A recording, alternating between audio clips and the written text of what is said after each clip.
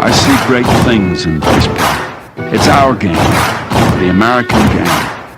It is played everywhere, in parks and playgrounds and prison yards, in back alleys and farmers' fields, by small boys and old men, raw amateurs and millionaire professionals. It is a leisurely game that demands blinding speed, the only game in which the defense has the ball. It follows the season, beginning each year with the fond expectancy of springtime and ending with the hard facts of autumn. It is the American game. It's just what it is, and it makes you, I'm 81, but I can feel like I'm 15 when I'm talking baseball, I'm watching baseball. This is it. It does this. It brings you back.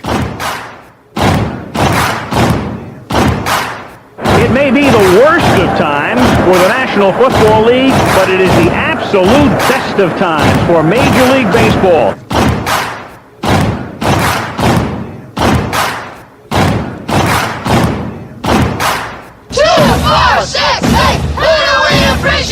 You're in Braves country.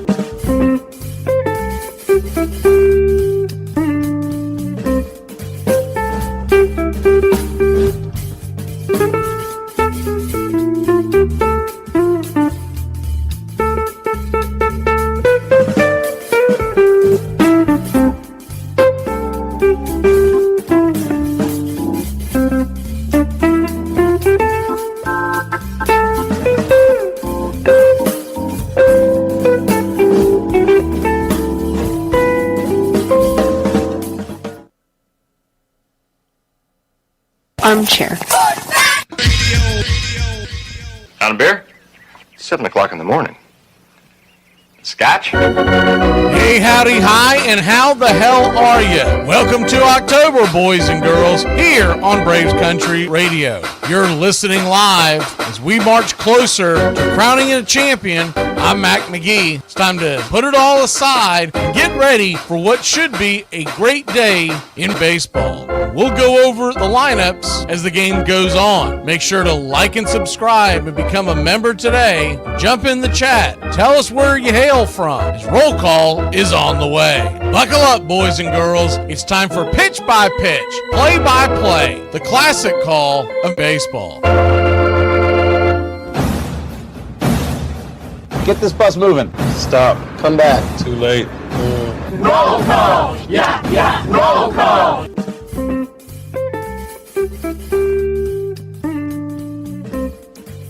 Good evening, everybody. We're just a few minutes away from first pitch between Mexico and Puerto Rico. And if you've paid attention to this at all, you will notice that there are two teams from Mexico. They are the host country, and because a couple of the countries did not participate because of all the stuff that went on with Venezuela and their president getting taken, et cetera, et cetera. We won't get into all the political aspects of it. But originally this was supposed to take place in Venezuela. So Venezuela and a couple other countries like Cuba did not send a team. So that's why Mexico has two, because they wanted to have at least 5 teams in this tournament. So the team that's playing today is known as the Rojo Mexico team.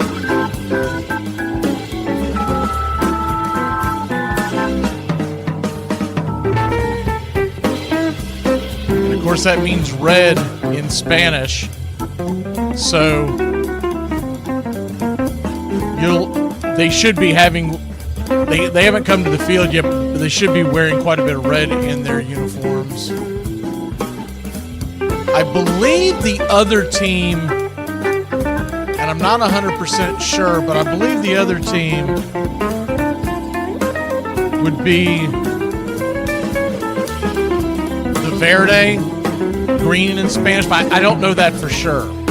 But you would think with the flag of Mexico being red, white, and green, that you would have a red team and a green team. That's my guess, but we'll know more as this goes on. Good to see you, as was, and Iron Lung, Robert, Uncle Charlie, James, the Fisher King. Who else do we have in here tonight? Iron Lung. And I'm sure others will be crawling in here as these are a little strange start times. Tomorrow's game is at 3 o'clock.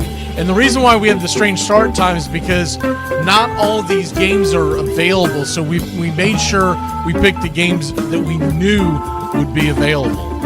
So that's the reasoning for all that. But anyways, want to get into something real quick for you Braves fans because it's been going around the internet. I'm going to go ahead and pull up the actual post of it. I think we actually shared it on our channel this morning. Let me see here, the post. Yes. So here's the actual quote from the post from the Atlanta Braves organization, and then we'll dive into what this means. Let me take you out to the field. Atlanta Braves are aware of the reports regarding Main Street Sports Group, which that is the same group that was being managed by FanDuel Sports, so though you would see FanDuel Sports on your television screen, and that was the name of the app you would go into if you were a local customer. Even with all that being said, Main Street Sports Group was the actual name of the company that had the broadcaster. So, while disappointed with this development, we have actively been preparing for this outcome and are well on our way towards launching a new era in Braves broadcasting. Throughout Braves country and beyond, we have one of the largest and most dedicated fan bases in sports, as well as one of the most expansive television territories. We are excited about bringing Braves baseball to our new fans in new ways. To our fans, we want to assure you that we will be ready for the 2026 season, and the Atlanta Braves will be broadcast across the entirety of Braves country. We look forward to sharing a path forward in the upcoming weeks. Okay, what this means, because what everybody ran with, and I was like, hold the phone, man. Like, I don't know if it's a combination of just getting overexcited and then maybe reading comprehension. They're not telling you that that this is going to go to the app immediately. That's the hope. The hope is that this goes to the app by opening day. But what's most likely going to happen is they're probably going to need some time to put this all together. It's not as easy as just flipping a switch, right? So long term, what you're looking at is that the Braves will have an app. It'll be a standalone app. It'll be a service much like other teams have, and you would be able to pay for it. This does not mean this is TBS, right? This doesn't mean that it's going to be already a piece of your cable package. That's not what it means at all. What it means is that as opposed to saying FanDuel Sports on the app, it'll say Atlanta Braves or something to that effect. I'm sure they'll have a catchy name for it or whatever. If there's a God in the heavens, they'll call it Braves Country. We'll just keep on riding that wave because they did not like the moniker when we first grabbed it years ago for our YouTube channel, and here we are. But this does not mean that all of a sudden you're going to get the Atlanta Braves on a channel that's already provided on your cable operator. In all likelihood, down the road, they're going to try to sell it to YouTube TV. They're going to try to sell it to all these other entities. But those are kind of dying out. You're noticing the ESPN and the Foxes, they're all going away from that, right? So with that being said, what you're probably going to get is a standalone app where you're going to pay somewhere, what my guess is somewhere around $25 a month. It could be as low as $20. It could be as high as $30. And I think it'll probably start around the $20-25. And they'll probably give you an option to pay for the entire season for a discounted rate. Everybody does that. Even Dropbox. I get a message on Dropbox all the time. Do you want to go ahead and pay for the whole year right now? Kind of thing. That's what you can expect. Everything else is a big guessing game. But we don't know when it's going to drop. We don't know if it's going to be this year or next year. But essentially, if you live out of market, nothing really changes for you because you're still going to be able to get the Atlanta Braves on your MLB TV. And if you don't want to do any of that and you just want to listen to the game, we're going to continue to bring that to you. What changes is if you're in the Georgia area, as opposed to paying for FanDuel, you're going to be paying for the Atlanta Braves network. They do the same thing in New York with the YES Network. They do the same thing in several different areas, and it's just going to be interesting to see how it plays out. But I just wanted to address that before we get going tonight. But I've seen a lot of I don't even want to say it's misinformation. It's misinterpretation of what people are seeing. Because, and look, I get it. They get overexcited, and they jump through the roof, and they go, look at here, look what we got going. But it's just simply not what's actually ahead of us. What's probably ahead of us is that it'll only be available on the MLB TV app this year. I would say because of that they will get rid of the blackouts, but I don't know that for sure. And you'll have to pay for it. This isn't a thing where you're going to fall into, hey, guess what? I already paid for my YouTube TV and I get the USA Network, and the USA Network's picking up the Braves. They're not doing that because that was made illegal by FCC laws that were passed in the 1990s during the Clinton administration. It's a long story, but basically that got cut down and had nothing to do with baseball, but at the time it handcuffed and kneecapped the Braves and the Cubs. Because if you remember back in the 90s, they were on TBS and on WGN. And then all of a sudden you started seeing them having to break it up, and slowly but surely, they had rules involved in the bill that was signed that eventually went from you can only have X, you can only have Y, you can only have Z, and then eventually you can't have a national broadcast. And so that's what we're saying. And we're getting ready for the game to start right now. And games like these, I'm not going to bore you with the lineups because you're not going to know most of the names. I'm just going to tell you the lineups as we go along. But it does look like that Rojo, Mexico, will be the home team in this game, and they will be batting second. They are in the field right now. So left to right across your outfield for the Rojo Mexico team. We're just going to be calling them Mexico. It's too much of a mouthful to say Rojo Mexico. Left to right across the outfield, it's Rodriguez, Billy Hamilton. You'll remember Billy Hamilton. Billy Hamilton actually had a cup of coffee with the Atlanta Braves. He was in the major leagues for a long time. And then Madras in right. Around the horn, left to right, it's Gill, Gamboa, Wylansky, Rodriguez, and Chavez. We are just about set for pitch-by-pitch, play-by-play. So pull up a chair and crack you a cold one. Good old-fashioned baseball Caribbean series. They play this series every year, and it means a lot to the guys that are in it. I know folks who didn't grow up around it don't realize that, but this is a big deal for them.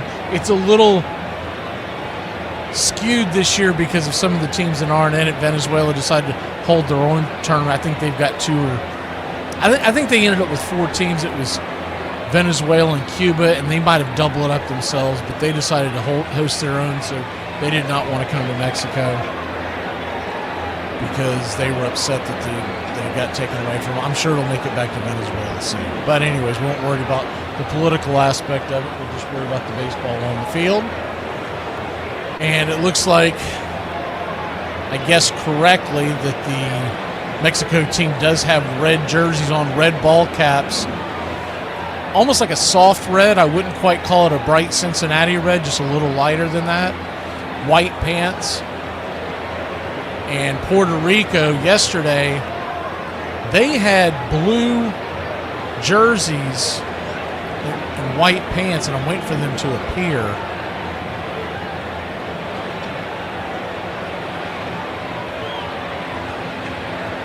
We are just about set.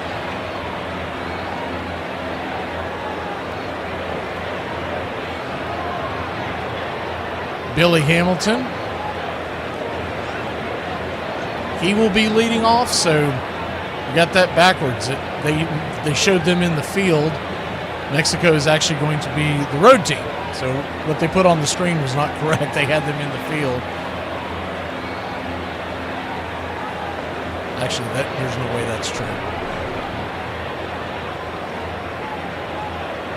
No, it is. Okay. So Mexico is wearing a dark green jersey with red hats and Puerto Rico with red jerseys. We're just about set. And yes, sir, it is baseball time in the Caribbean Series. First pitch on the way is a swing and a miss. Up top, Billy Hamilton.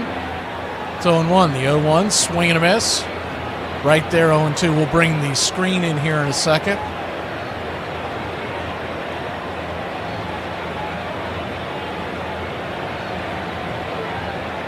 The 0-2 pitch. Swung on and sliced into left center field. That's going to get down for a base hit.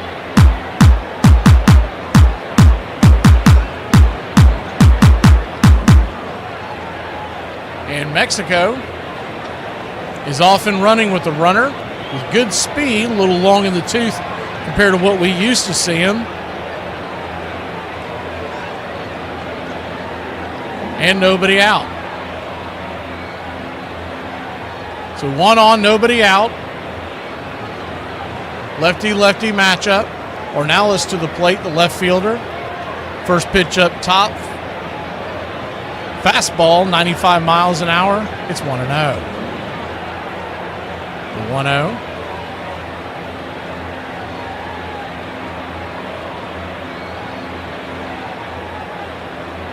Pitch on the way, swing and a miss.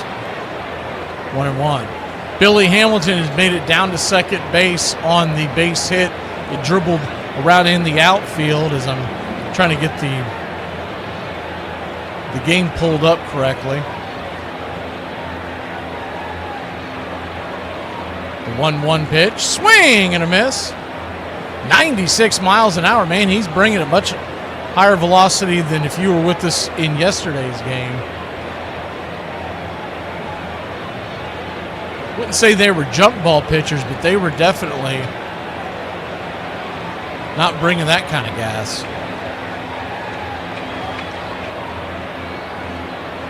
The 1-2. Kicks and fires. Swings, slices it foul. Just got a piece of that one. We'll do it again. Pitcher on the mound tonight for Puerto Rico is Rivera. For Mexico to start it off, it'll be Miranda. 1-2 count. Brings it. Swing and a miss. Strike 3. Got him with the slider off the edge of the plate. 86 miles an hour. Nasty pitch by Rivera. His 8th pitch of the night. 1 down. See if we have any latecomers coming into the chat. See you, Gary and Raymond.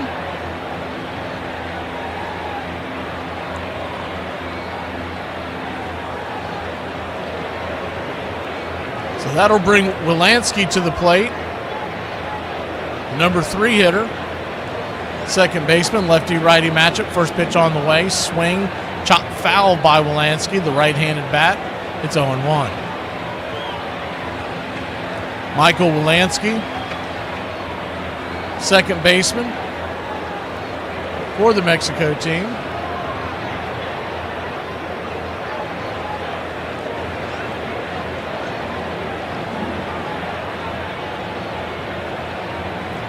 Pitch on the way, swung on. That ball's going to be ripped up the middle.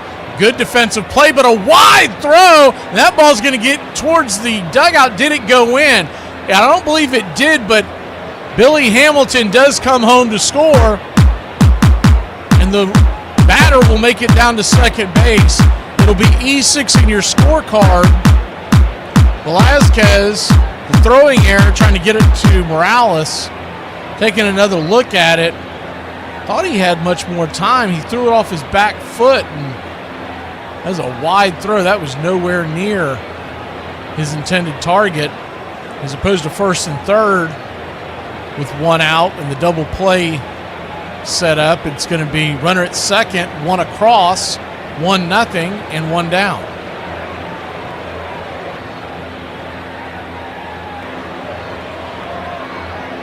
First pitch on the way, lefty-lefty matchup to Calhoun. Willie Calhoun takes it down and low for a ball. It's 1-0. 1-0. Kicks and fires. Slider off the plate, ball 2-2-0. So a 2-0 count.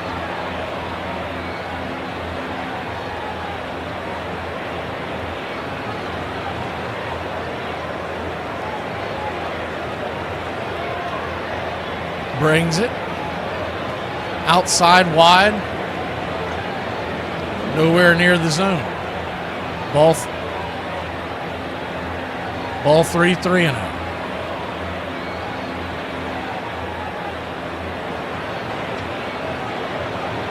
The 3-0. Rivera looking back the runner. Flips it up there and just grabs the outer edge for a strike. Calhoun doesn't like it, but did look like it might have touched the outer edge. 3-1.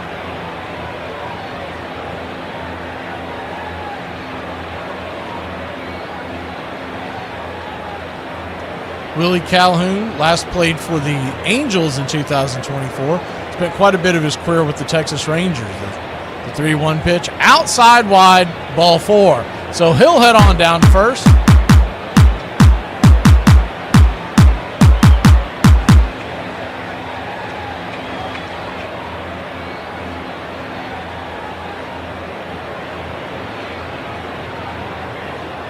They're going to have a quick powwow at the mound. First and second, one out. Mexico on top of Puerto Rico, 1-0.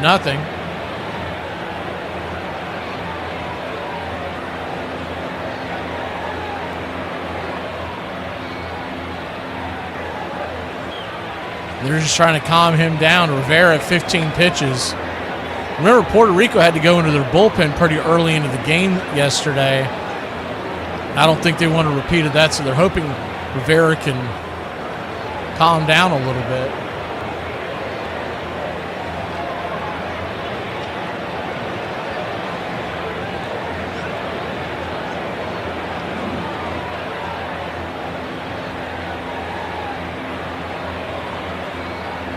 So it'll be a lefty-righty matchup here. First pitch on the way to Gill is inside. Fastball. It's 1-0. Mateo Gill.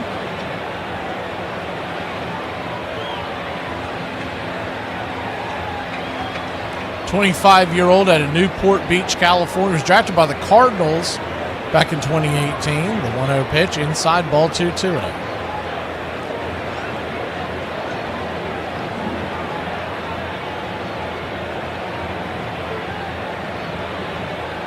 He's currently down in the Mexican League. Last was with Brooklyn in the minor leagues back in 2024. The 2-0 pitch. Swing and a miss. 96 in on his hands. 2-1.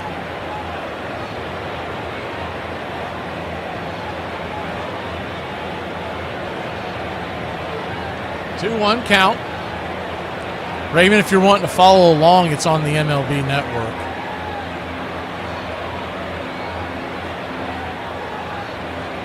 The 2-1 pitch.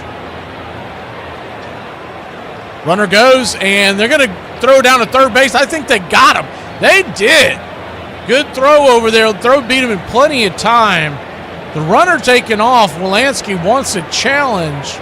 If he beat it, it was by the slide because he definitely beat the throw.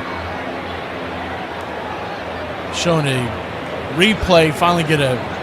It's going to be hard to overturn unless they have better camera angles. I think he got that right hand as his left hand was going to touch the base. We'll have to see how that plays out.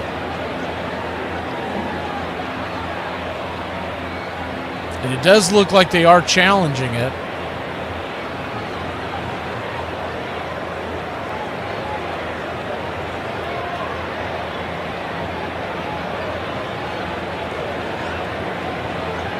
Home plate umpire just motioned over to one of the crew to go look at the, okay. He's trying to get his crew chief to go look at the replay. So we'll wait on that. Oh yeah, it's not on rabbit ears. I mean, it might be on rabbit ears if you're down in Mexico, but it's not on rabbit ears.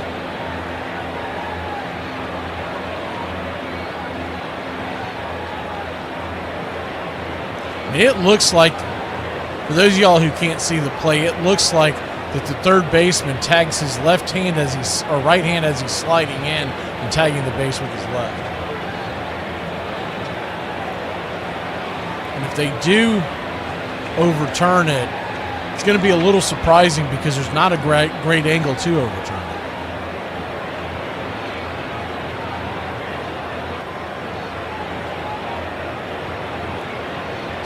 They are taking way too long to decide this, that's for sure.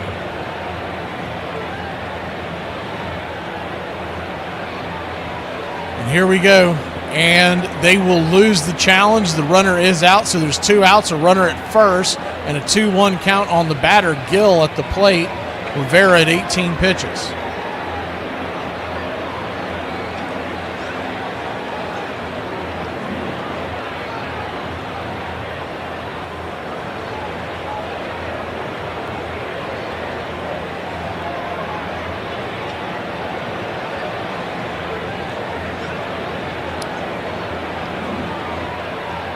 So 1-0 your score. Mexico with the lead, top of the first. Here's the pitch. In the dirt, and the ball gets away. Good block there at the plate by Centeno, and that'll keep the runner at bay at first base. Gill looks upset. I think it's because he believes he got hit in the leg by the ball. He might have a good argument there. You got to figure that's got to be why it came in and out of his glove, out of the catcher's glove. It looked like it might have skimmed off his leg.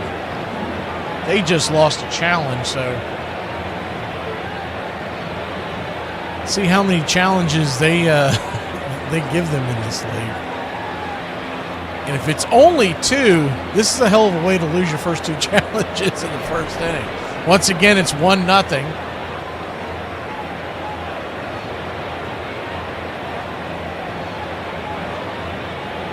Yes, he does, Jack.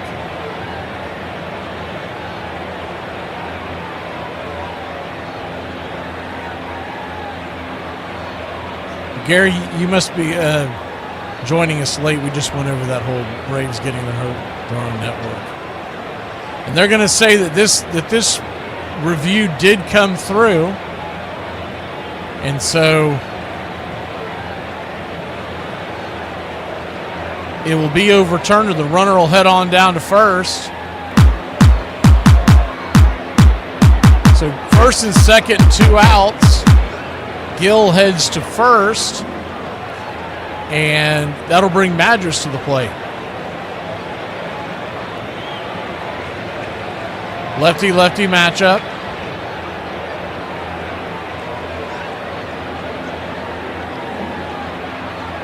First pitch on the way, swung on and popped up high in the sky, can of corn, and that will end the inning. So it could have been a lot worse for Puerto Rico. They'll grab the bats when we return. It's 1-0 Mexico. We head to the bottom of the first in the Caribbean Series. The good news is, babe, I like you. The bad news is, you better not like nobody else. I dropped a double poop today. 2 poops? Yeah, once I noticed that Mom had brought 1 poop bag, boom, fresh delivery. Yo, whoever the who came out with the colorful NBA courts, is a clown. That's the most distracting I've ever seen. You can't even watch the game. All you're doing is looking at that bright-ass court. Fire that ASAP, bro. People often ask, what's the best way to say goodbye to your work BFF who's leaving you for a better job? Well, I'm going to share with you the one sentence I use that works every single time. Where the you going? I know you ain't leaving me here with these dumb. I'm often asked, how are you cooler than a polar bear's toenails? Quit being a skid mark on society's underpants. They call me the family's protector. Bro, I barked at a leaf for 12 minutes.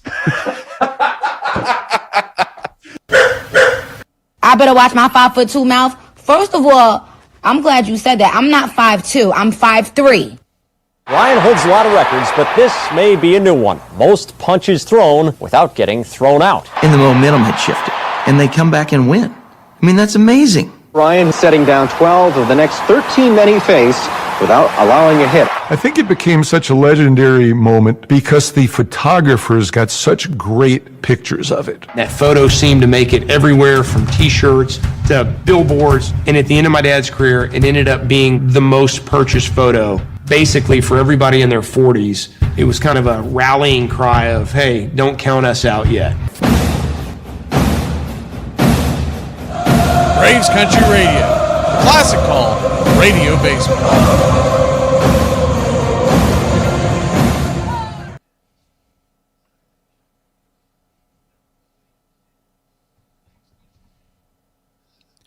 Welcome back.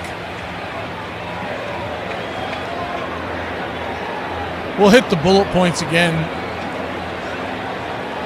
for those who joined the show late, but essentially they came out with an announcement yesterday as the first pitch on the way to start the bottom of the first inning. 1-0 your score, Mexico. Pitch is high and out of the zone. It's 1-0. Ruben Castro, the batter, righty-lefty matchup. And is the 1-0 pitch, sinker right there. Belt high inside,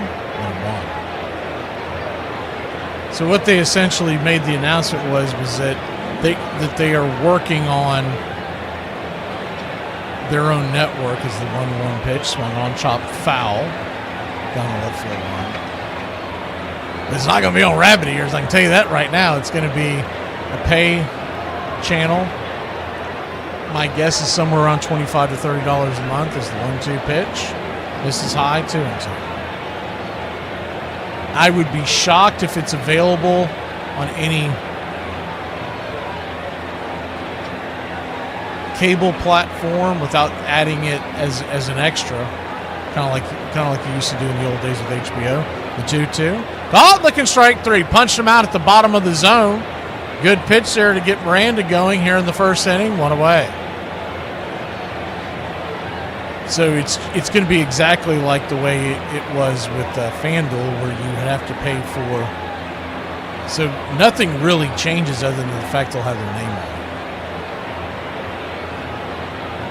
So if you weren't willing to do what you had to do to get the FanDuel app with the Braves, then you're not going to be able to.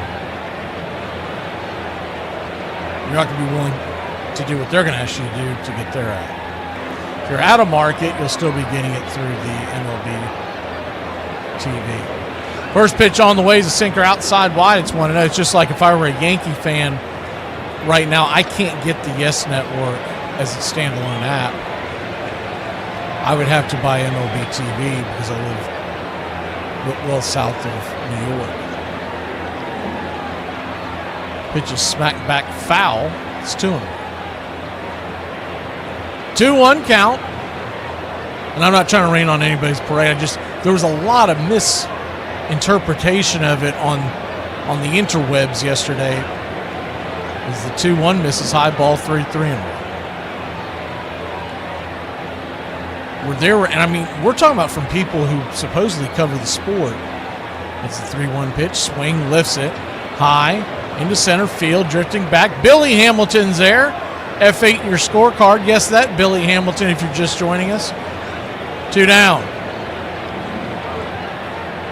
He plays in the league in Mexico nowadays at the end of his playing days, but still has a pretty good spring in his step.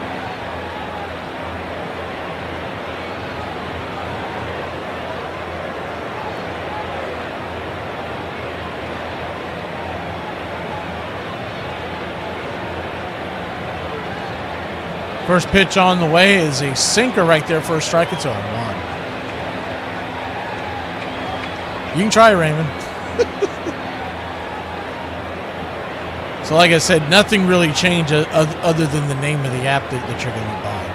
You 0-1 swing and a miss, it's 0-2. Now, from a fan's perspective, if you're wondering how this helps, it helps quite a bit for the idea that we're going to end up with is the 0-2 pitch. Swing and a miss, strike 3. Got him. We'll be back in a flash when we return. Finish that thought process. 1-0 Mexico. We head to the top of the second inning.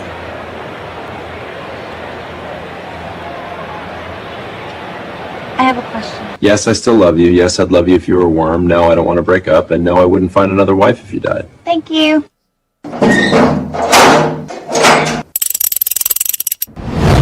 3 years since he sacrificed successfully. Hits a base hit to right field. That's going to bring Strawberry home. Bass's throw offline. Strawberry scores and Knight goes to second. Pitches outside, gets away from Ashby, comes to the backstop. Knight scores, and it is 6-4 Mets. Off Davis's glove into right field. Base hit, and Backman scores from third. And it is 7-4 Mets. You know how seasons have official start and end dates. I don't follow those dates. I break the seasons down. For me, winter is December, January, February. Spring is March, April, May. Summer is June, July, August. And fall is September, October, November. I don't care about your official start and end dates because I just don't follow that. I reject that notion. Babe debuted for the Red Sox in 1914 and would lead the team in wins and complete games over the next 5 seasons. It's been said that he was the best left-handed pitcher in the league at the time. And he was absolutely brilliant in the 1918 World Series when he extended his postseason scoreless inning streak to a record 29 2/3 innings, helping lead Boston to still another title. But there was one little problem. This was the last World Series that the Red Sox won for years and years and years, and it was the last they won at Fenway Park. It was a change in fortune that, over time, became blamed on the curse of the Bambino. The Yankees have just purchased him from the Boston Red Sox, where he made good as a pitcher. Now he's slugging his way to baseball immortality.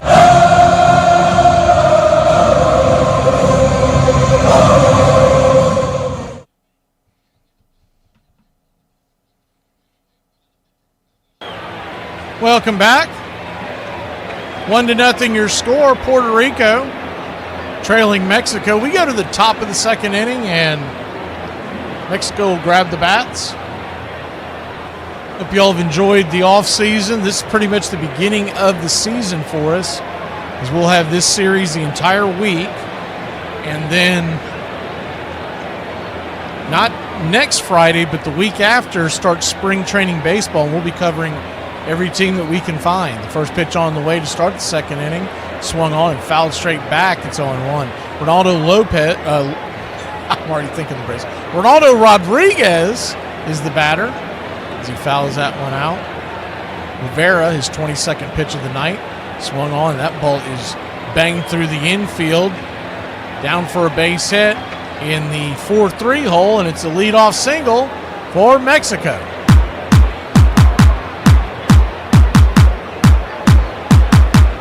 So for those of y'all who are listening on radio, not listening or not reading the chat, what that's going to do for the Braves is it's going to expand their ability to put better products on the field, because right now the Braves have been in the middle of a terrible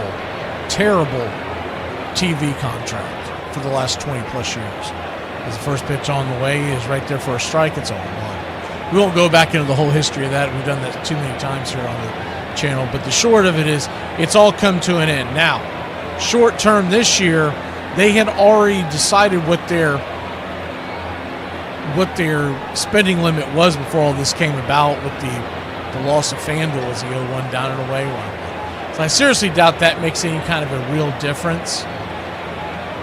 One way or the other, I don't think they're all of a sudden going to start slamming on the brakes and selling off pieces because it was already baked into the equation this could happen.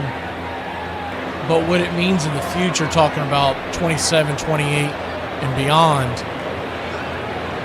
is that you would start seeing the Braves up around, I don't think, as opposed to throwing to the plate, they got the runner in a pickoff, and it goes 3-6, back to 3, and the tag is applied.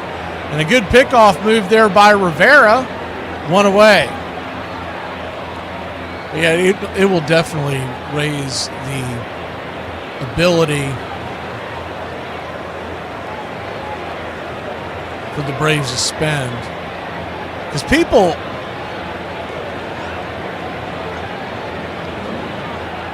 have the wrong notion of the fact that they think the Braves are a cheap organization. They're top 10 every year, and they're usually sitting around 6th or 7th. First pitch on the way is a 1-2 pitch, swung on, foul back. The reason why I say top 3, top 4 is because they're never going to beat out the Dodgers and the Mets. Not unless something changes in their ownership. The 1-2 pitch, swing and a miss, strike 3. So 2 down now. It was once 1 on and nobody out. Now we got 2 down.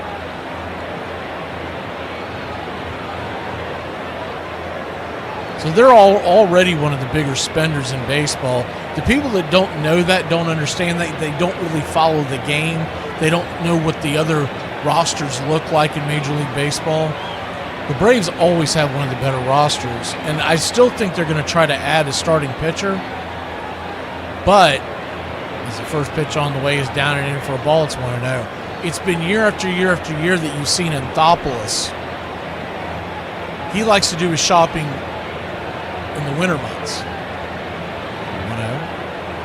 Right there at the knees. 1-1. But you might see him pivot this year because with all the question marks that we have at starting pitching, I could see a path where he decides to hold off so that if he can make a move as the 2-0 pitch inside, nowhere near the zone 3-0.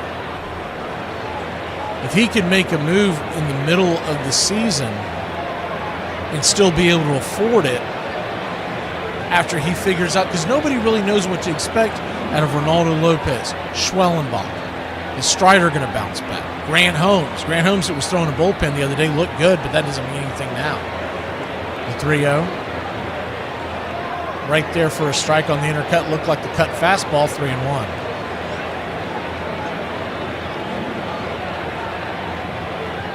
Three-1 count. Rivera kicks and fires. Down below the knees, ball 4, so he'll head on down to first.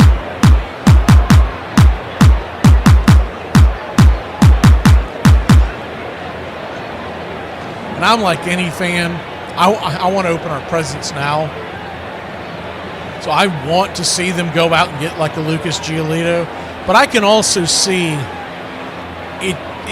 if you know that you only have X amount of dollars to spend and you go out and overspend for Lucas Giolito, what if you get to the All-Star break and you can bring someone in? You might be able to bring 2 guys in for the same price you paid for Giolito in February. That first pitch is high and out of the zone. It's 1-0. I don't think they're in on the Framber Valdez sweepstakes, nor Zach Gallen. Both of them are going to cost you a qualifying offer. And for those of y'all who don't follow what all that means, the short of it is the Braves have 2 number 1 picks this year. It would cost them the 26th pick overall in the draft. And whatever they have to spend. 1-0. Swing and a miss. 1-1. 1-1 count. And just knowing the way the Braves operate, I just seriously doubt that's going to happen.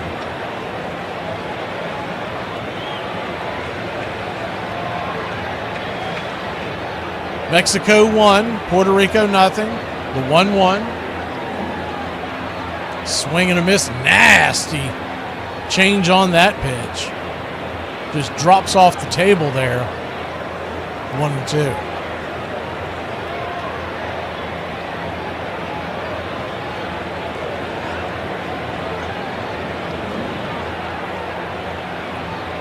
The 1-2.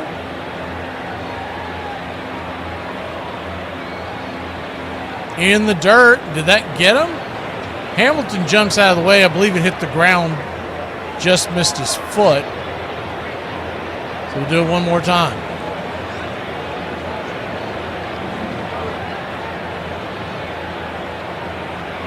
Actually bounced off the glove and then hit the ground. Thought it hit the ground first. The 2-2. 1 on, 2 outs. 1-0 your score. Mexico leads top of the second inning.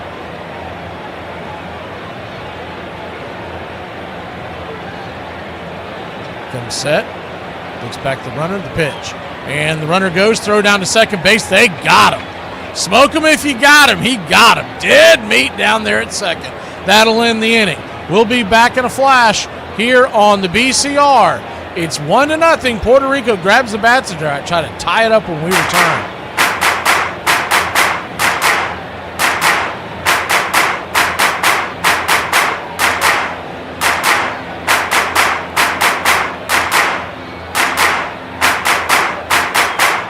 I'm not a Fairweather fan who bails on their teams. You were born here. This is your curse. Suck it up. Join the party, the worst party in the history of mankind, but you're in the party. You're on the invite list. You can't get out. You can't get out. No, have you ever heard the song Hotel California? Because there's a line there where it's like, you can't ever leave. You are a fan. You don't have a choice. You can't say, oh, the Yankees are good. Nope. The Yankees are dead to all of us. We have to continue to cheer for a team that spends $90 million when others are spending $350 million. We're done. We're done. Johnny Bench. Possessed with an intimidating throwing arm, no one was better behind the plate than this two-time MVP. And he changed the very nature of the game. John Bench revolutionized the game two ways. Number one, he really became the first prominent catcher to catch one-handed and not two-handed. Number two, his footwork. I had never seen catchers' feet move so quickly when they would explode out of the box and throw down to second base. There we go. Bench's throw right on the money. Look at that kid throw. And the key was his ability to throw would-be base stealers out. It's the nearest thing to suicide to run on the kid from Oklahoma. And then there was his bat. The 14-time All-Star hit 389 home runs and finished with almost 1,400 RBIs. It was enough as a defensive catcher, what he did for the team, but it was like an added bonus to have a guy like Johnny Bench in the middle of your lineup being an integral part of the Big Red Machine. With Bench behind the plate, the Reds won 4 pennants and captured 2 World Series titles. Bench was the glue that kept that team together. Very smart, kept everybody in line, so the manager, Sparky Anderson, really didn't have to do much in the way of discipline. Not everyone thinks Cleopatra was beautiful. That's what Julius Caesar.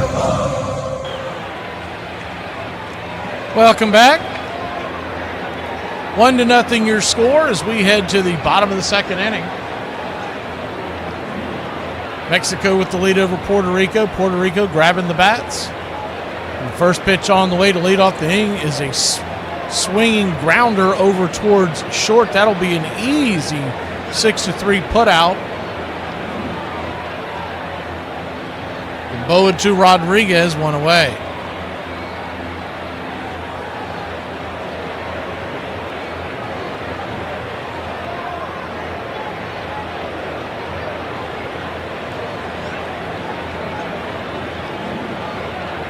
One down. That'll bring Diaz to the plate.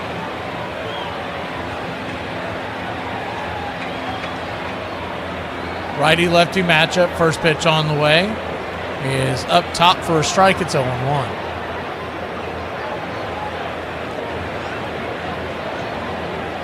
Eisen Diaz batting .500 in the series. The 0-1 swing chops it over towards third. Long throw, 5-3. He got the put out, and quickly 2 down here in the second. Good to see you, PETA, and see who else is in here. I thought I saw someone else jump in here, but I might have been seeing things.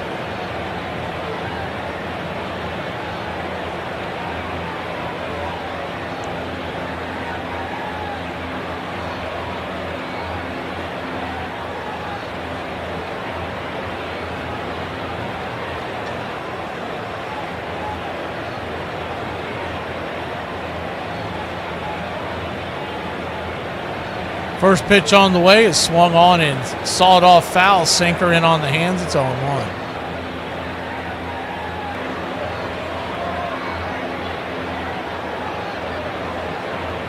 Righty-righty matchup, Miranda versus Rivera.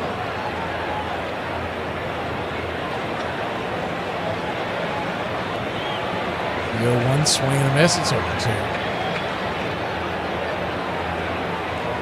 Third baseman for Puerto Rico, Emmanuel Rivera, batting .193 here in this series. The 0-2 swing, lifts it down the right field line, foul and out of play. It's like we got a better crowd than we did yesterday for this series. It's kind of a makeshift and announced at the last minute type of deal. People didn't really have a lot of time to make plans to go over and see this series. But I would expect as the week goes on, you're going to get bigger and bigger crowds. The 0-2 misses outside, slider, 1-2. 1-2 count.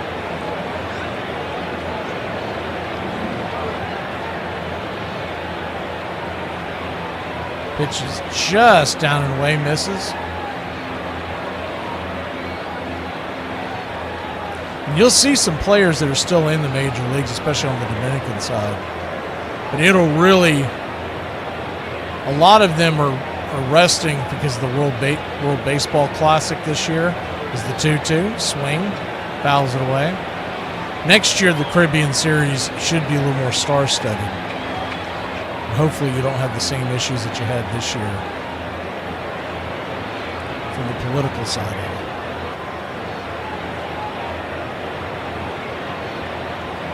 2-2 pitch, slaps it foul down the right field line again, out of play.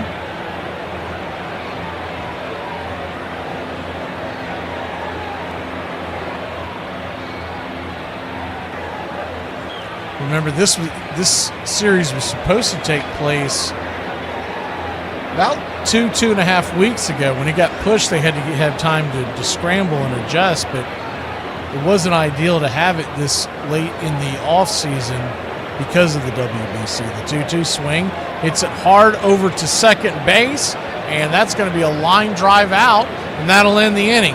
L4 in your scorecard. We'll be back in a flash. 1-0. Mexico leads Puerto Rico. We go to the third inning. That peanuts on the plane? I didn't know that they still serve peanuts on the plane. I mean, excuse me.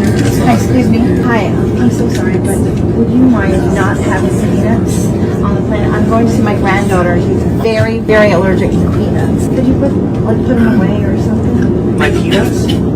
Yeah, yes, my daughter, her throat closes and we rushed her to the hospital a number of times because of peanuts. So I'm asking you nicely, if you could please just put them away, because I don't even want them near me. Well, first of all, you're across the aisle from me. There's literally two people eating peanuts.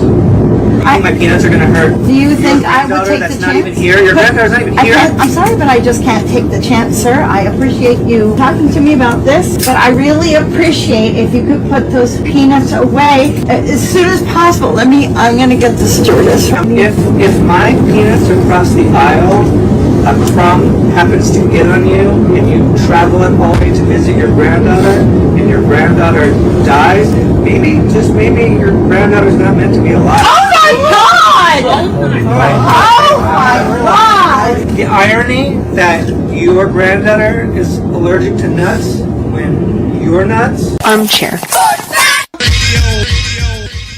me, it's a couple of Advil, and those muscle aches are long gone. He had the Advil commercials, which basically played in perfectly to a 42-year-old pitcher. He got a lot of grief in the clubhouse from the younger players about that. We'd bust his chops a little bit. Hey, Nola, you going to go have a couple Advil after you just got done, just kind of messing with him a little bit? It was fun. I always loved the ones that he and my mom did together. I take it for my arthritis pain, so we can exercise together. If you weren't a hardcore baseball fan, you got to know Nolan Ryan. They're not getting older, they're just getting better. Because of that national exposure.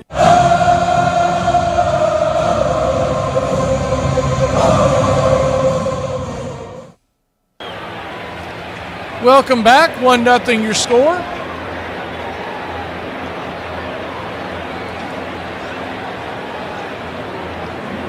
Mexico back at bat here in the top of the third inning.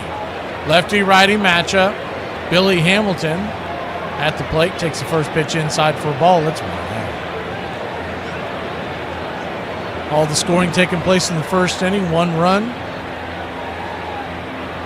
As Billy Hamilton came across to score. As the 1-0 is up top for a strike. It's 1-1.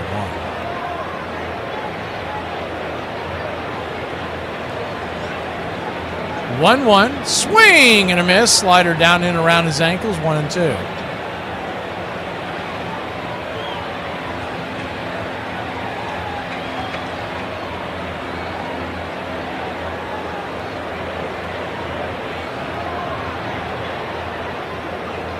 The 1-2 in the dirt, good block there by Centeno.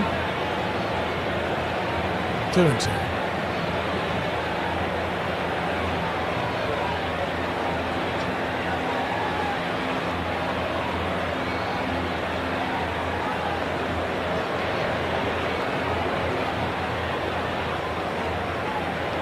The 2-2.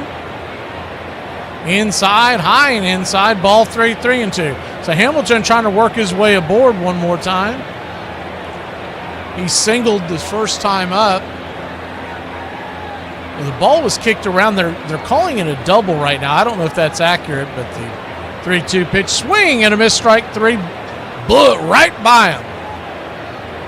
1 away. The ball died in front of 2 outfielders out there, and they kind of clunked together like the Keystone Cops out there. And somehow they gave Hamilton a double. But once again, I don't know how accurate these are because I'm getting my box score from ESPN. I seriously doubt they have someone in the booth down there. First pitch on the way is a swing and a miss, strike. It's 0-1. Julian Ornelas, the batter, lefty. The 0-1 right there for a strike. 0-2. Ornelas struck out swinging his first time up. Mexico 1, Puerto Rico 0. Top of the third inning. The 0-2. Check swing. Did he go around? He did not. So 1-2.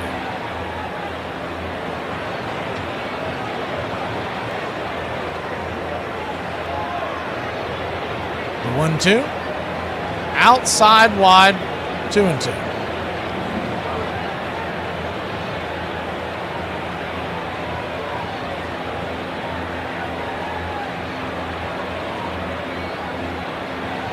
The 2-2. Slider misses well out of the zone. And that'll run it to a full count. Rivera at 47 pitches.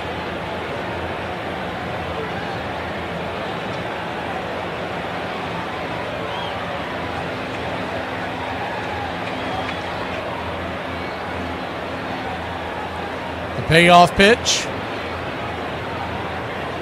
Fisted back foul. 95 in on the hands. And do one more time. Tomorrow's game's 3 o'clock here on the BCR. If you have a chance to stop in, always good to see everybody.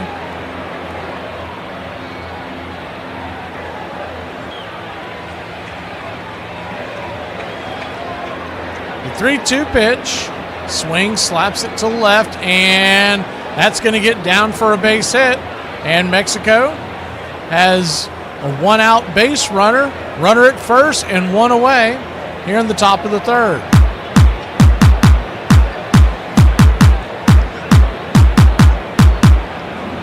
Tomorrow's game at 3 o'clock is the Dominican Republic versus Panama. And then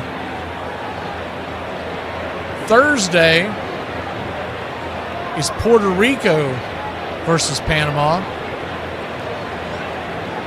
Friday is a doubleheader. And Saturday night is the championship. So you've got 3 o'clock on Wednesday, 3 o'clock on Thursday, 3 o'clock and 8 o'clock on Friday, and 8 o'clock on Saturday. Here's the first pitch on the way, and it's right there in first strike. It's 0-1. Lefty-righty matchup, Michael Lewinsky, 1-for-1 on the day with a single.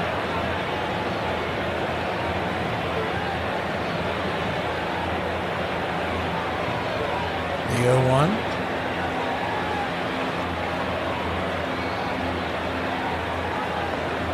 Brings it.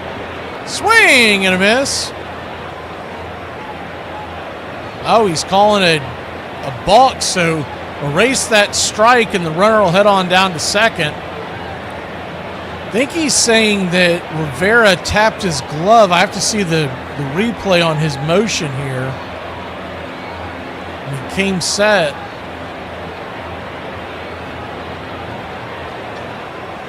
I'm not really sure what he called. I think he's saying that he thought he offered towards first, but it didn't look like that he did.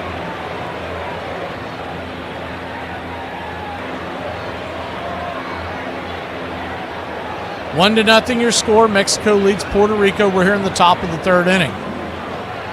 Mexico at bat. Walensky at the plate.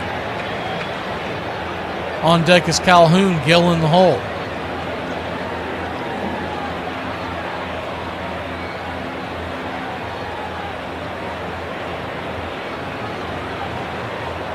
Rivera back to work after a quick powwow on the mound with the skipper.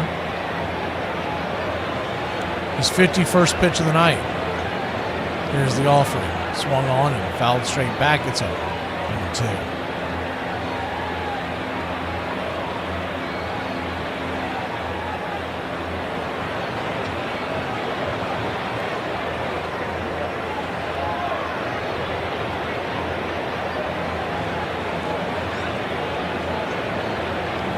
Two.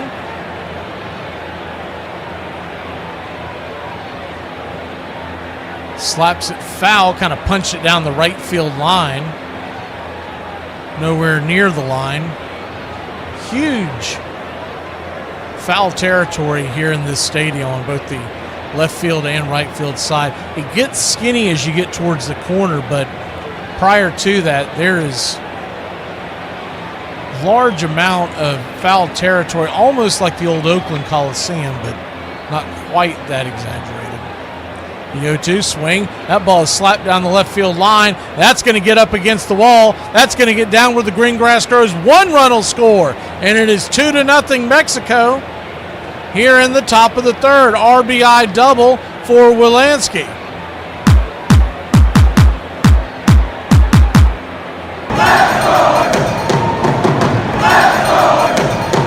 Good piece of hitting there. The slider came in and he just roasted it down the line. Went deep into the corner.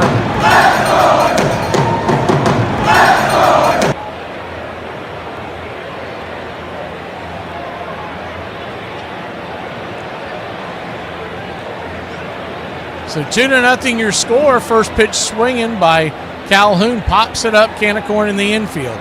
Camping underneath it will be the third baseman, Rivera. He'll make the catch. 2 down.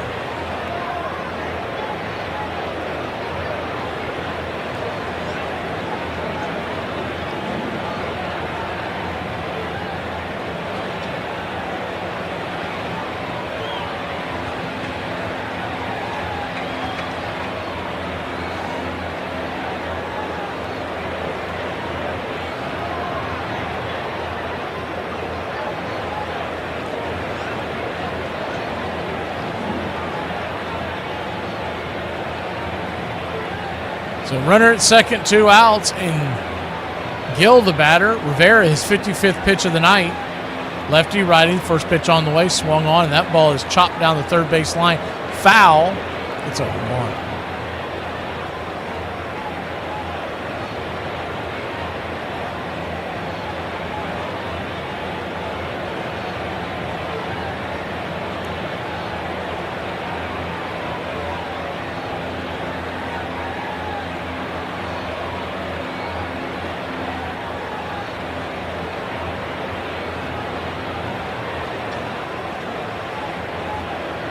Runner at second. 2-0 Mexico. 2 down. Rivera looking in, the pitch. Inside off the plate, 1-1.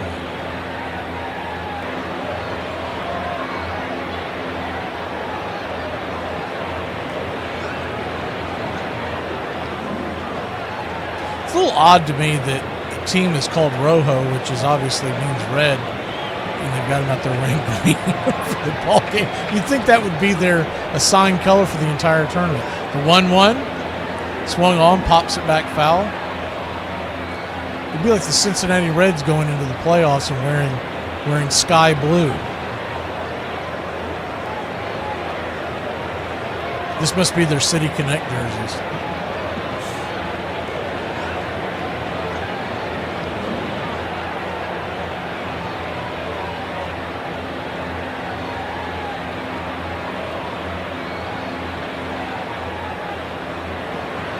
The 1-2. Time is called. Looks like we are going to make it down to Braves spring training game that first week. We're still trying to circle which game we're going to go to. But excited to see the facility for the first time. I've never been to their new facility. The 1-2 pitch. Swing and a miss. Strike 3. Got him with the high heat, and that'll end the inning. So Mexico adds another run to a 1-0 lead. It's now 2-0. Puerto Rico grab the bat, see if they can come to life when we head to the bottom of the inning.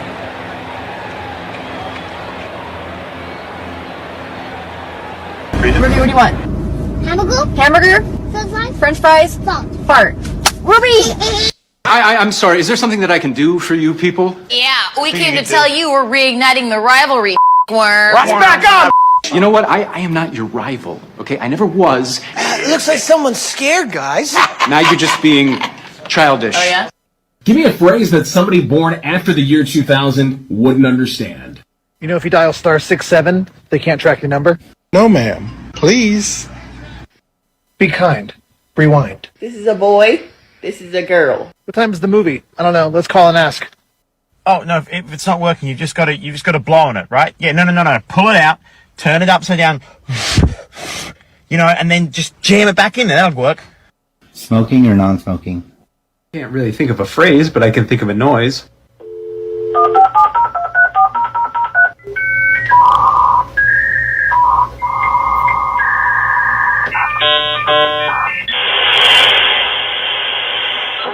And then, they told me, and it was pretty emotional at the house.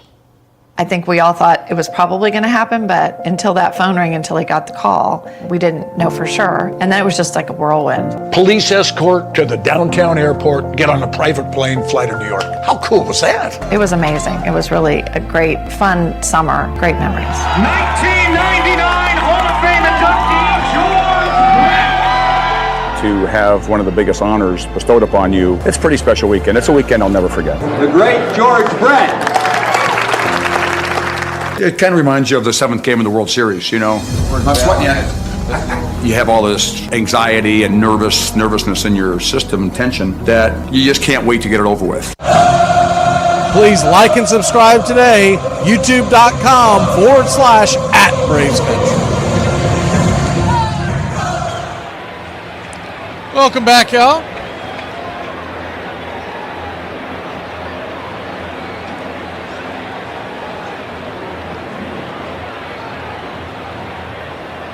Two to nothing your score as we head to the bottom of the third inning. Puerto Rico at bat, trailing by 2 to Mexico. First pitch on the way is up top for a strike. It's 0-1. Miranda, 25 pitches into the night. Centennial, the batter. The 0-1 swung on, pops it up. Lazy fly ball into left field. F7 in your scorecard. One away. And they have not been working the counts at all in this game.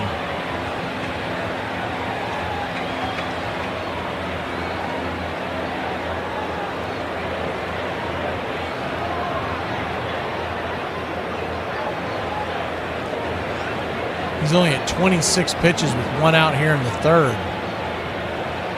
And the name of this series is to get into that bullpen because the starting pitchers aren't expected to go very long as the first pitch is right there for a strike. Sinker on the inside track, it's 0-1. When you're at this point in the offseason, you can't really expect the starters to go very long, but as the 0-1 pitch swung on, that ball slapped into left field. That's down for a base hit and a one-out single for Puerto Rico.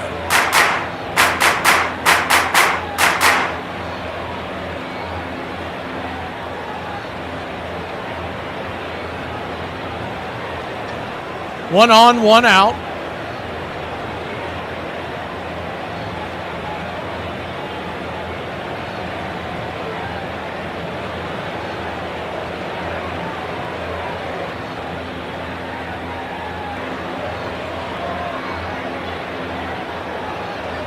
What trip are you talking about, Raymond? Something about the Cubs? First pitch on the way is swung. It's going to be a drop bunt. That's going to be a tough play. And did he beat it out? They're going to call him out. Velazquez thought he beat it out. So we'll see if there's any kind of a challenge on this play. The runner at first moves to second. So a single would cut this lead in half. Decent punch bunt. Would have liked to have. Man, I'll tell you what, that is close. I mean, that is bang, bang. You're going to have to get a slower. Oh, man, that is close. I would tend to think they're going to take a look at this. And it's so close, even though I think he's safe, I don't know if they're going to be able to overturn. It doesn't look like they're going to overturn it. But it was definitely close enough to take a look at.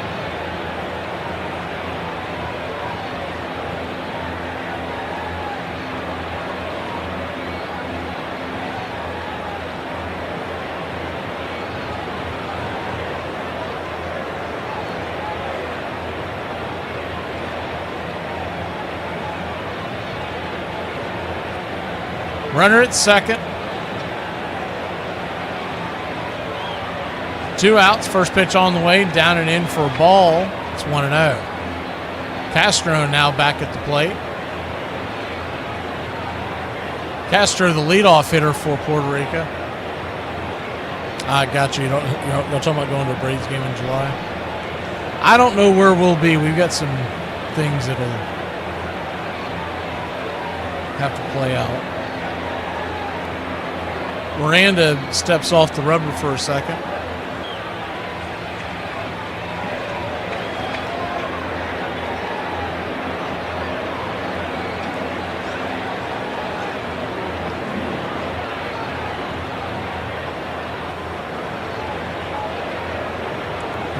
Swung on, chopped back towards the mound. Jumping on it is the catcher, Chavez. He'll fire it down to first, and that'll end the inning. So Puerto Rico threatens but can't get the run across. It's 2-0. Mexico will be back in a flash going to the top of the fourth. 2-0. Rojo, Mexico leading Puerto Rico. Hey, Mom, what's the difference between a light bulb and a pregnant woman? What, Jesse? You can unscrew a light bulb. So you telling me that I gotta come home from work and do work so that way I'm capable of doing the work that I'm supposed to be doing at work? Y'all killing me, man. Did you know that hypertension and heart disease kill more blacks than anything else in America? I didn't know that. I thought it was the police.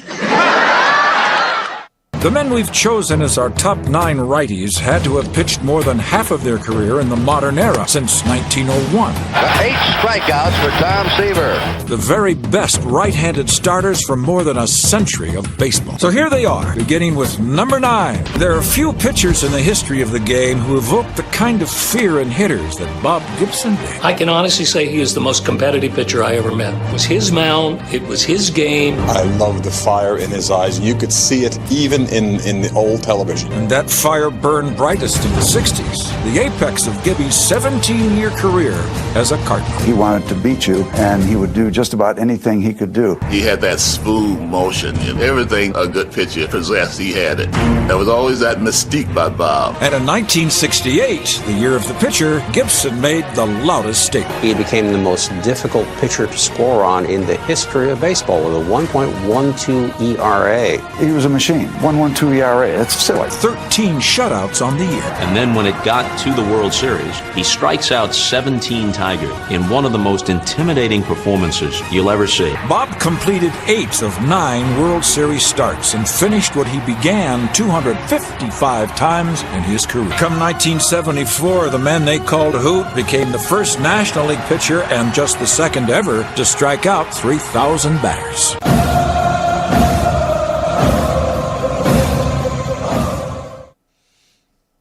So I don't know what in the hell y'all are talking about, but the Braves do not play the Cubs in Atlanta the day before the All-Star break. Believe it or not, they are in St. Louis again.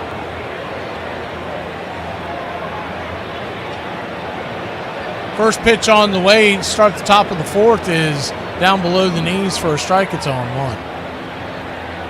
I thought that looked a little odd. So I thought I remember seeing it when I was making out my schedule as the 1-0 swung on, fouled back, it's 1-1. And I thought to myself, man, they're in St. Louis again right before the All-Star break. That is so strange to be in the same city 2 years in a row. That wasn't even 2025. The 1-1 right there, first strike, 1-2. They were in St. Louis last year as well at the All-Star break. Because if you remember, there was a huge rain delay in the game that we met up for in St. Louis. The 1-2, swing, chops it over to first, and that'll be a G3 in your scorecard. 1 away. So I don't know what year you were in. It was a nice thought. They're at St. Louis, and when they come out of the All-Star break, they're at home against the Rangers.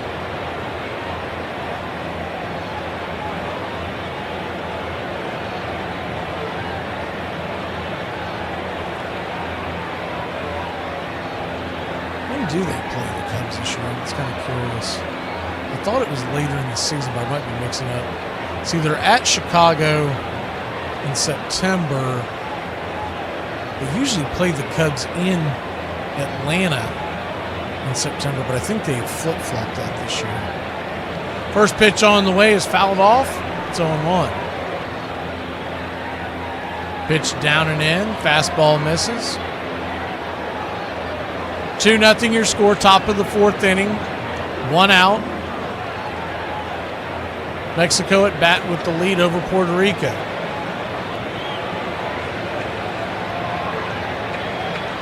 The 2-0, swing and a miss.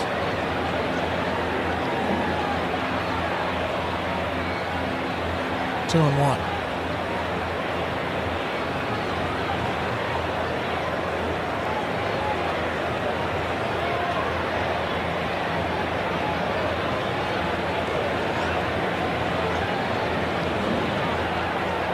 There it is. They played the Cubs this year in May in Atlanta. The 2-1 pitch, swing and a miss. 2-2. That has been reversed in years past, and it's usually been cold in Chicago when we play them, but it could be chilly in September in Chicago, but less likely. Normally we have played Chicago like in April, very early May in Chicago. It's normally very cold for baseball standards. The 2-2 pitch, check swing down the first base line. Is it fair? Just foul. Goes in and out of the glove of the first baseman, Morales.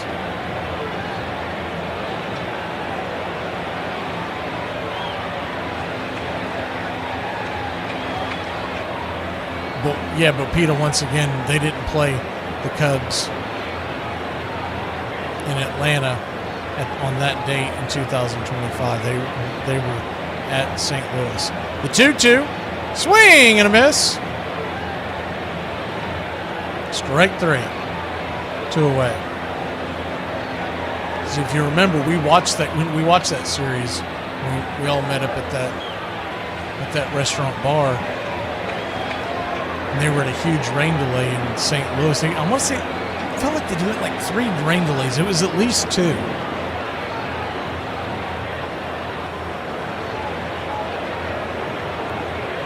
It was the last game of the first half of the season, so the game was supposed to end at 5. I want to say it ended closer to 8 o'clock.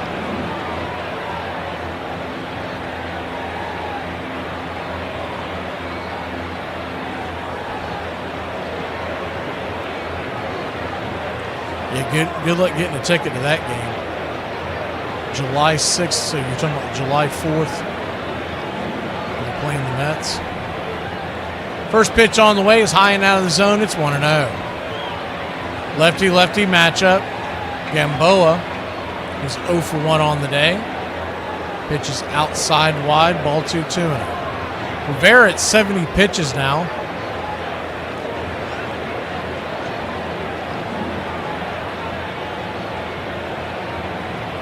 Be a fun one to go see. I just have my doubts. I'll be able to get a ticket to it.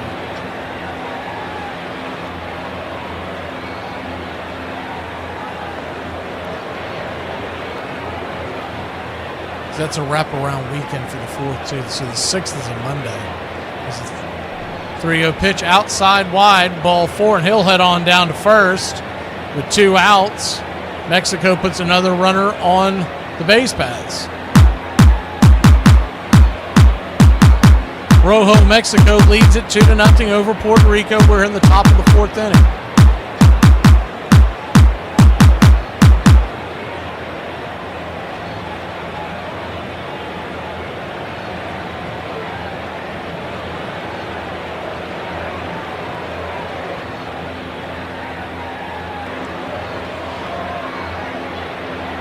Lefty-righty matchup. First pitch on in the dirt. Misses for a ball. It's 1-0.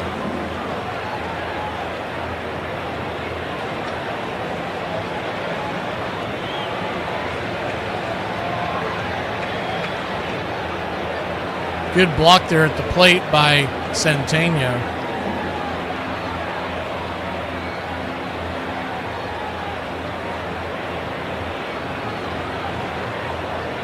The 1-0. Up top, fastball misses, ball 2-2. 2-0 count.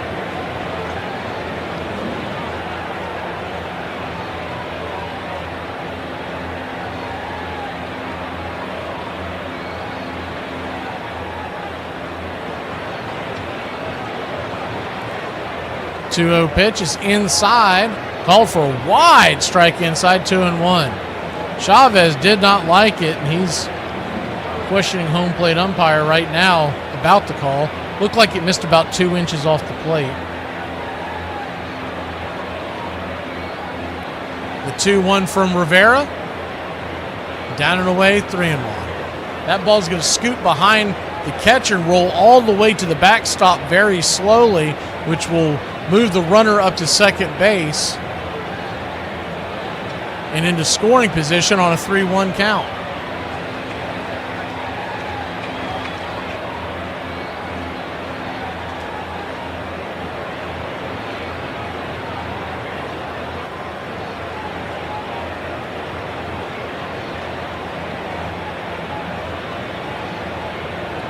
So a 3-1 count, the 77th pitch of the evening for Rivera. He'll dig in the pitch. High and out of the zone, ball 4.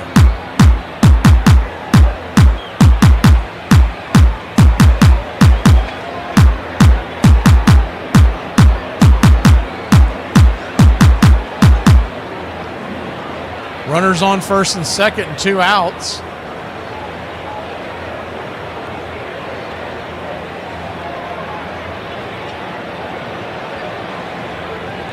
And they've got a lefty and a righty warming up in the bullpen. I think the lefty's coming out. Rivera yelling into his glove is heading off the mound, but he's at 77 pitches. That's pretty high pitch total for this time of year. We'll be back in a flash.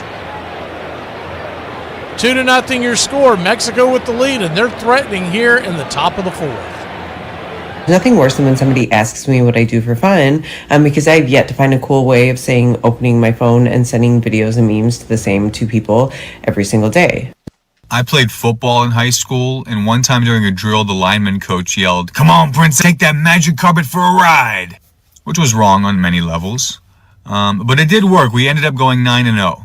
So the lesson here, sometimes you need a little racism to make that block. It's hard to believe I'm walking through the ruins of the first ever city, because I'm not. That's in Iraq, which is miles away and f***ing dangerous. But the remains of it look pretty much like this. So you'd never know I wasn't actually there if I wasn't telling you now. What do you think is the worst accent in America? I will always hold the same opinion. The California Valley girl. Damn, is that brain dead? However, people from the West Coast think it's the Southerners.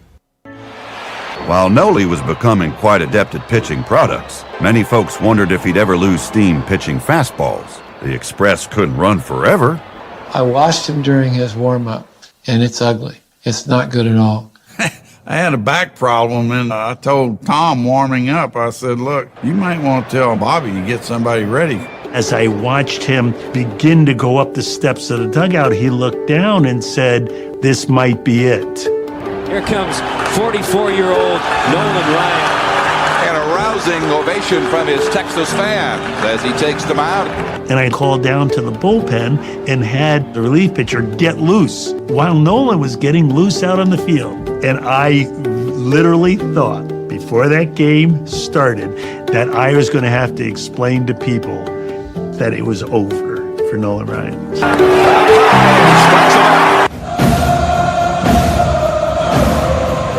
Welcome back.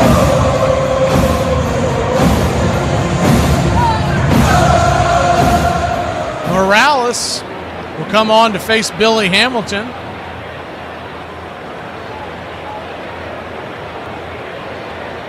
Runners at first and second. There's 2 outs.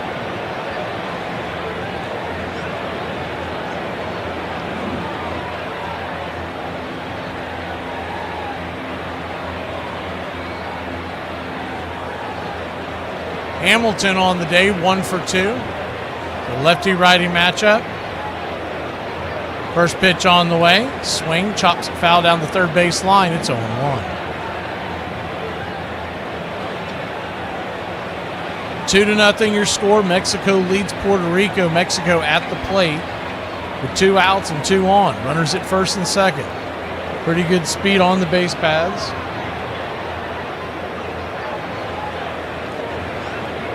The 0-1 pitch. Swing! And a miss. May have gotten a piece of it, a slight touch of it, but it's 0-2.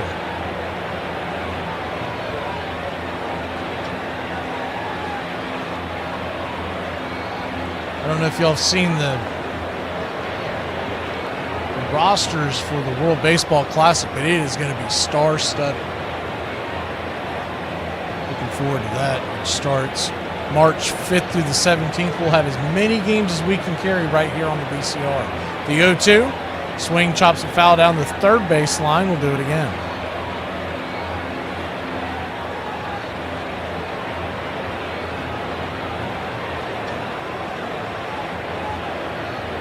The U.S. gets going on that Friday night, which is March 6th. They play Friday night and Saturday night against Brazil and Great Britain. The way the format rolls, if you don't remember or have never paid attention to it before, is the 0-2, down and in, 1-2.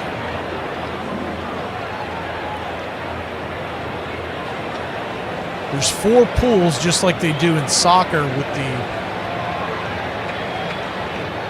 if you've ever paid attention to the World Cup, so there's, of those 4 pools, the top 2 teams in each pool advances to the next round. The 1-2, high and out of the zone, 2-2. After that, it's a single elimination. And how you will be seated according to how you have done in your pool play leading up to that. The 2-2. Swing lifts it towards short, and it's going to be a one hopper into the glove of the shortstop, 6-4 on the putout, and that'll end the inning. So just like that, they get out of it. It's 2-0. Puerto Rico grabs the bats. When we return, try to tie this one up. I've seen a lot of people talking about this, but I'd like to chime in. Black Friday's become an insult. Okay, the younger generation is never going to understand. They're going to be like, I heard in 2010 that somebody punched an elderly woman in the face for a TV. Yeah, because it was 80% off. It wasn't like 5% off with 0 interest. That's a Labor Day sale. That's a Memorial Day weekend sale. That's not Black Friday. Black Friday should make me walk into the store and go, holy f***, I'll wrestle somebody for this. Duval. He's workshopping his Duval right now. Yes. Hopefully he'll have it ready for the road at some point soon. Duval. Give me a phrase that somebody born after the year 2000 wouldn't understand. I sure hope nobody calls and somebody answers the phone and it kicks me offline. Yeah, so I was driving up and I realized I forgot my CDs at home. I had no music in the car. None. Get off the internet. I need to call your grandmother. Yes, ma'am. I just lost the game. The Cowboys are headed to the Super Bowl. Thank you. And then, they told me, and it was pretty emotional at the house. I think we all thought it was probably going to happen, but until that phone rang, until he got the call, we didn't know for sure. And then it was just like a whirlwind. Police escort to the downtown airport, get on a private plane, fly to New York. How cool was that? It was amazing. It was really a great, fun summer, great memories. 1999 Hall of Fame inductee, George Brett. To have one of the biggest honors bestowed upon you, it's a pretty special weekend. It's a weekend I'll never forget. The great George Brett. It kind of reminds you of the 7th game of the World Series, Not sweating yet. You have all this anxiety and nervousness in your system and tension that you just can't wait to get it over with.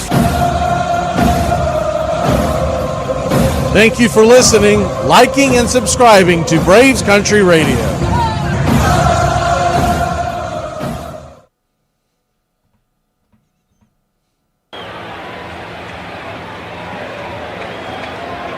Welcome back.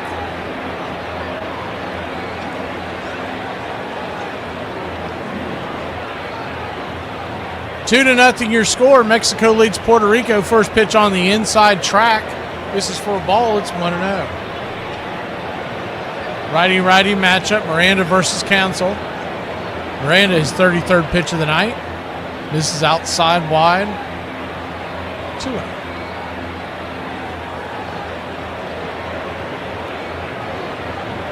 2-0 count.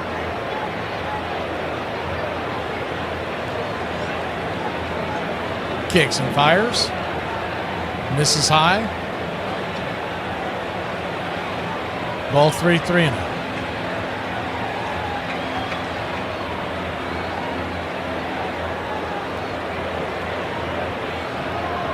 One run in the first and one run in the third for Mexico is the 3-0 right down the pipe for a strike, 3-1. 2 runs, 5 hits, no errors for Mexico. No runs, 1 hit, 1 error for Puerto Rico.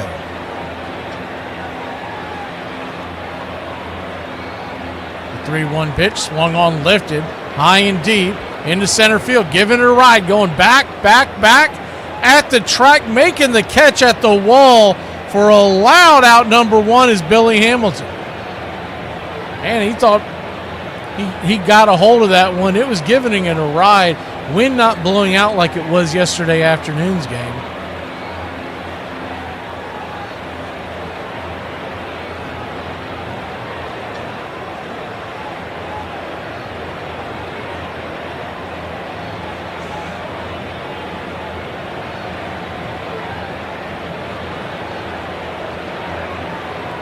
First pitch on the way, swing, chops it foul. To Morales, it's 0-1.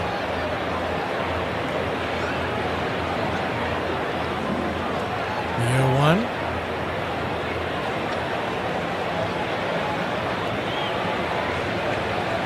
Yandy Morales batting .400 in the series.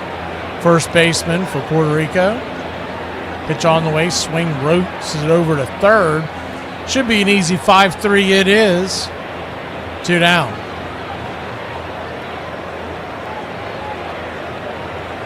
Two up, 2 down.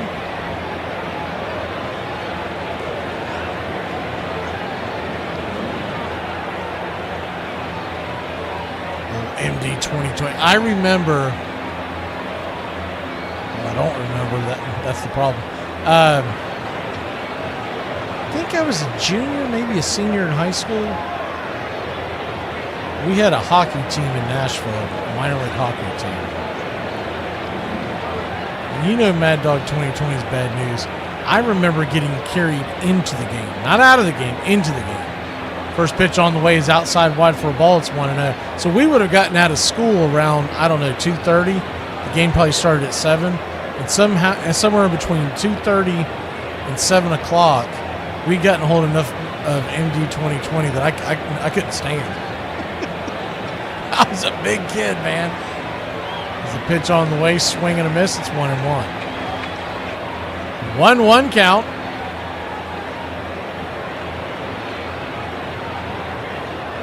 Pitch on the way, swung on, popped up. High down the line, will it stay in play? Bend out foul. 1-2. That was in my heyday of, at that time, now you talk about a no-neck bastard. I was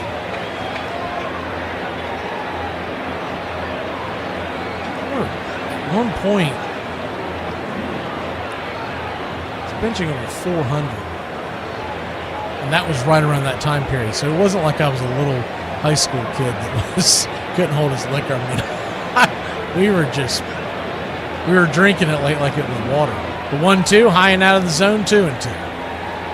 So a 2-2 count.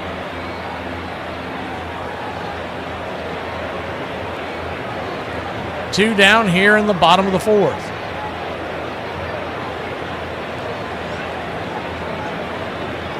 Pitch on the way in the dirt. Ball 3. So a full count now.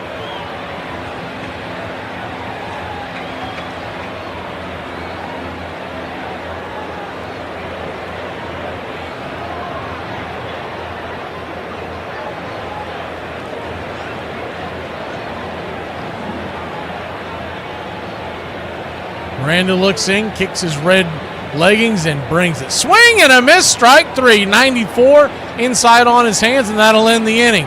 We'll go to the top of the 5th in a 2-run game. Mexico grabs the bats when we return.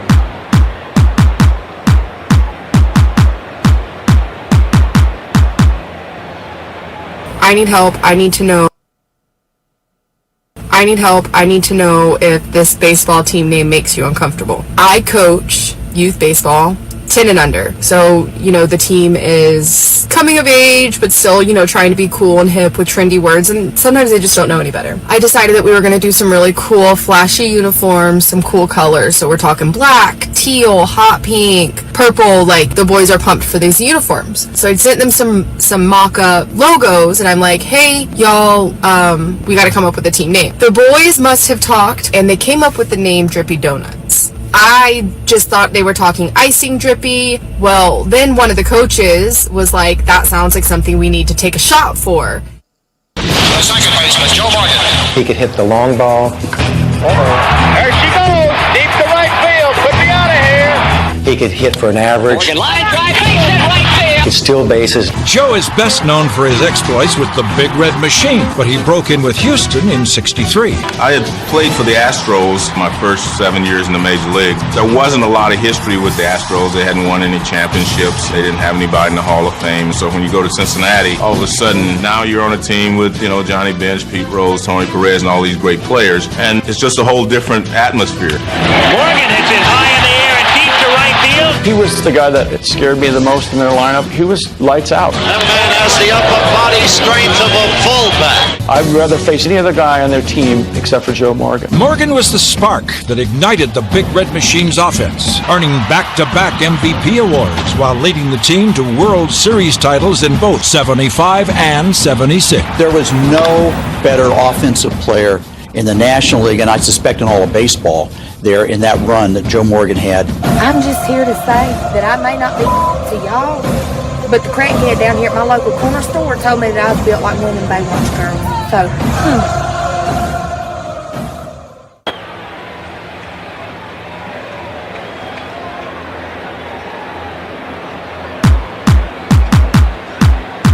Welcome back. Mexico to the plate. Puerto Rico on the bump. First pitch from Morales. 7th of the night. Tying inside to Nellis. It's 1-0. The 1-0 lefty-lefty matchup.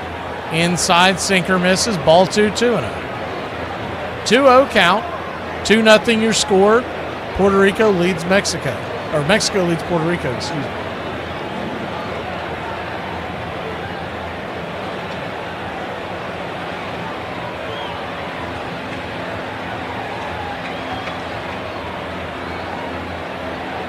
Wind up the pitch. Swing and a miss. Sinker right down the pipe.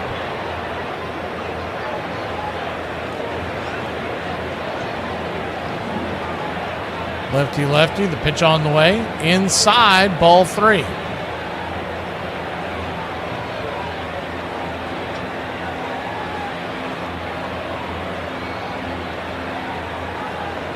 (3-1) count. Pitch on the way. Swing. That ball's lifted into left field. Slicing. It's going to get down for a base hit. Runner comes around first. Takes a wide turn as the throw comes into the infield.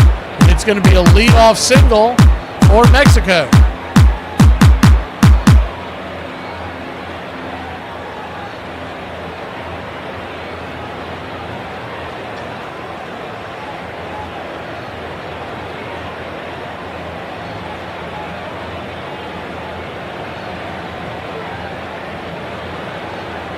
Dropped it just short of the foul line out there in left field. The outfield was playing him to pull, so they had a long way to go. And he did make it up to third base. They finally cleaned that up. I thought I was down to second base. I thought he had made it to second base, but the way they pan these cameras, it's hard to tell. So it'll be a leadoff double for Mexico. They still have batters standing at first on the score bug, but he is at second. First pitch on the way to Walensky, who's 2 for 2 on the night. Swing and listed out of play down the right field line. It's 0-1. 0-1.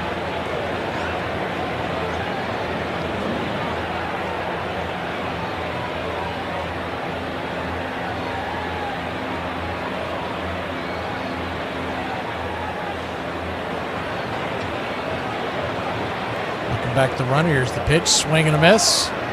It's 0-2. 0-2 count.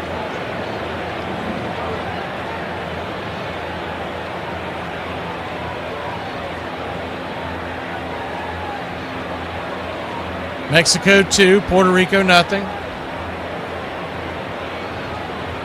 Top of the 5th inning. Here's the pitch. Swung on, roasted through the middle of the infield. That's going to get through for a base hit. Coming around third and heading to home. And it's a 3-0 game for Mexico. Good worm burner up the middle. Walensky's now 3 for 3 on the day. Gets an RBI single.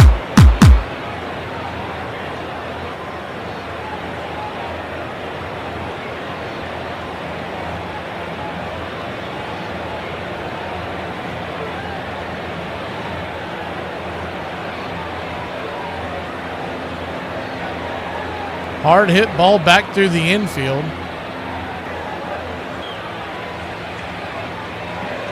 They were sending the runner all the way.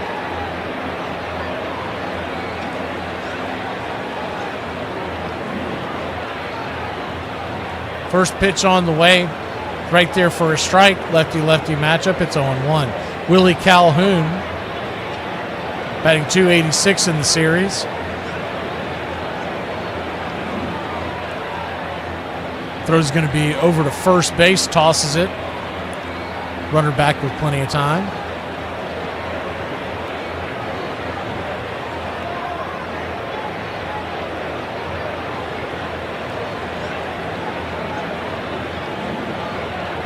The 0-1. Outside wide, 1-1. 1-1 count.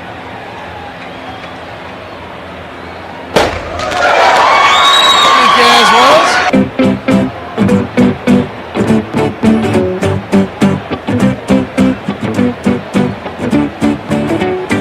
One pitch, swung on, pops it up, high in the sky, underneath it, in right field is Velasquez. He'll make the catch. F9 your scorecard.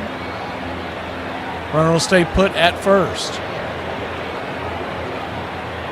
3-0 your score. Mexico leads Puerto Rico. We're here in the top of the 5th inning.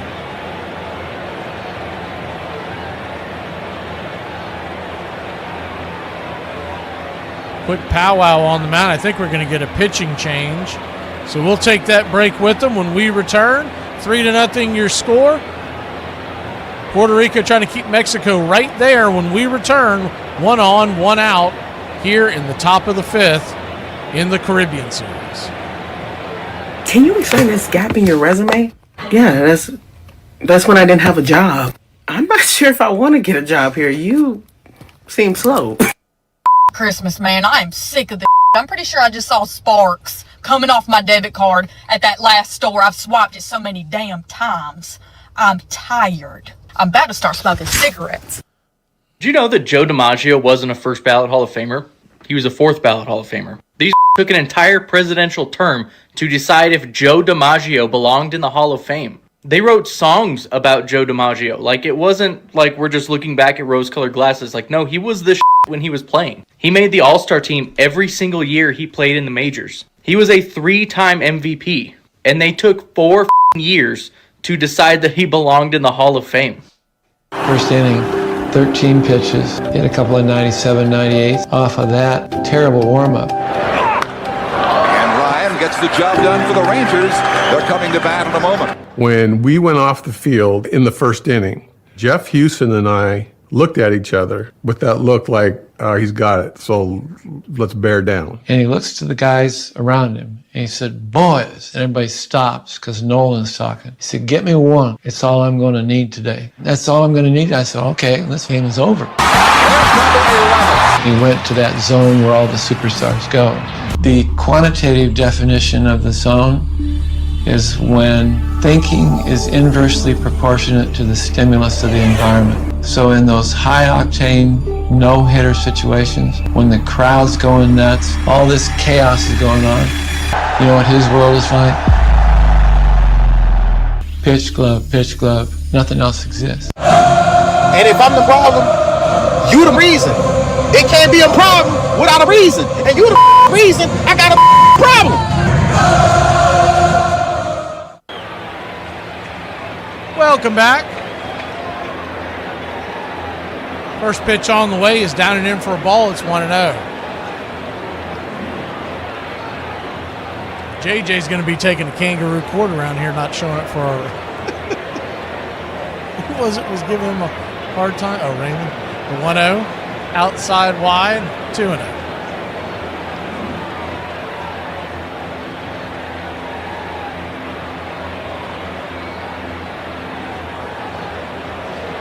Count.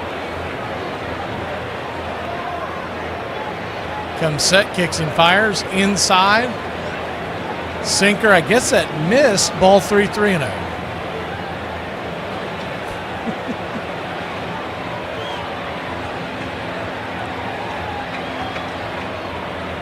Surprised we haven't come up with a kangaroo court. This motley crew that we call a family. The 3-0 right up top for a strike, 3-1. Righty-righty matchup, runner at first. There is 1 out. Mexico leads Puerto Rico 3-0. Top of the 5th. The 3-1. Runner goes, throws down to second base, and in and out of the glove. Trying to apply the tag was Diaz. Ball comes shooting out of his glove. So that is going to be a stolen base for Walensky, who is now 3 for 3, an RBI and a stolen base. Wow.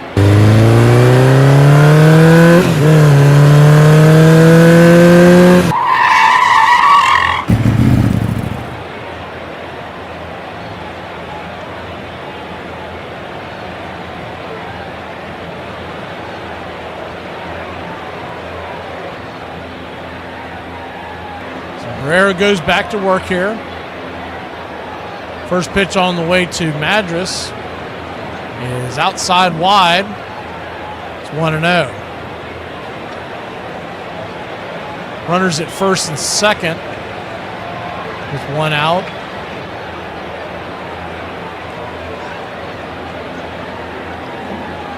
And 1-0. Kicks and fires. Drops a nice little slider there on the outer edge.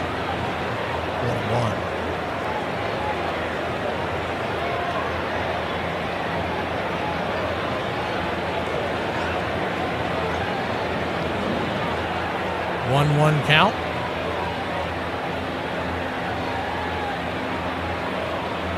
Kicks and brings it, swings, slices it foul. It's 1-2.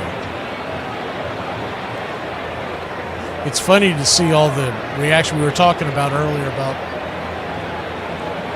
the little blurb that the Braves put out about trying to create their own broadcasting app. And the fans, the way they were reacting is the 1-2 pitch, swing, chops it foul down the first base line. It'll bounce near where the tarps, the rain tarps are. But the fans were going bananas like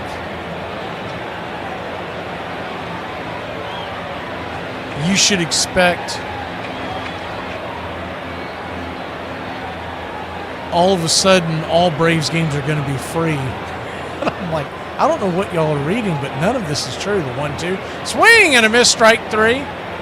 Good pitch, high heat on the outer edge, 2 down. You know if they can try to make a buck, they're going to do it.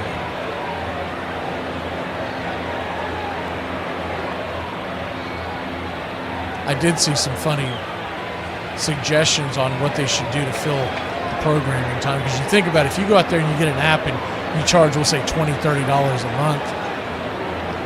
Let's say they get up to the $30 range, which is expected in the near future.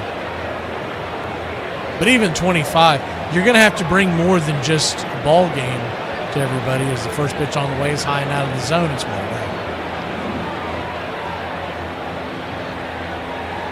People started giving suggestions of running reruns of Andy Griffith and Sanford and Son and all the other shows that TBS used to run back in the day. The 1-0 count. Kicks and fires.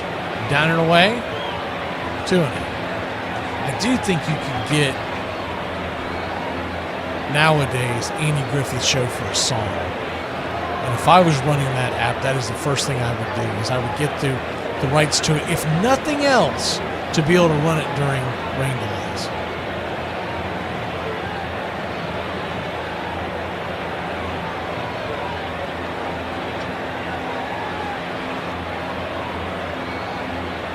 The 2-0 count.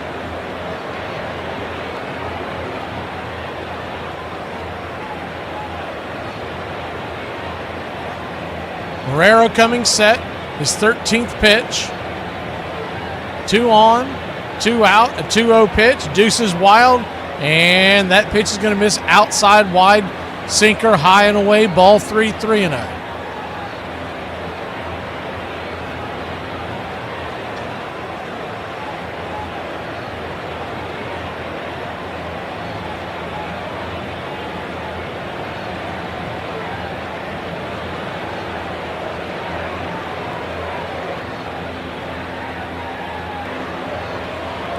3-0 pitch swung on, chopped over towards the mound, and they're going to have to go to first. It's going to be a close play. 4-3 put out. And I'll tell you what, if Rodriguez was hustling, he's going to be safe.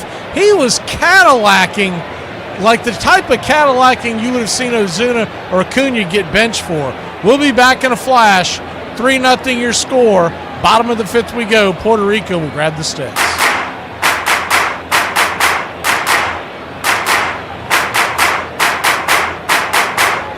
Stand a helpless hoe with hella kids. And life already hard. You think somebody wants to give a about you because you like you got 8 kids for and you bald head with no money. If you ever find yourself in Peabody, Massachusetts, you gotta do yourself a favor and go visit this amazing landmark. Let me show you.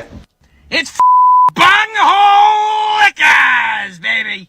Things that straight guys do that are actually gayer than having sex with other men. Texting in all lowercase. Holding your nose when you go underwater. Using the elliptical. Not being able to get the bartender's attention. Sitting crisscross applesauce. Run to catch a train or a bus. I make bad decisions when I'm drunk. But to be fair, my sober ones haven't been all that great either. You yelled, "Drop it!" So I swallowed it. We both learned something today. I'm at the age now where when I get up, I gotta get my bearings. I don't know what a bearing is, but I gotta get them. Because if not, my ass is gonna get dizzy and fall down.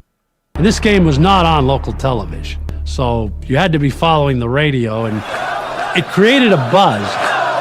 I remember a friend calling me and saying, you know, my sons are driving to Arlington right now.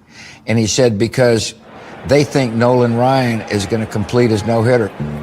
The crowd got bigger as the night went on. The bleachers were filling up. The tension was rising. Lee makes contact. Coming hard is past again. Being a pitcher, watching him going out again at that age, just saying, here I am, man, I'm coming at you with my best stuff. Number 14. Lights out of the 8th inning. 15 strikeouts. Ryan, 3 outs away from no-hit number 7. Stay with us right here on CTV, Canada's no-hit network.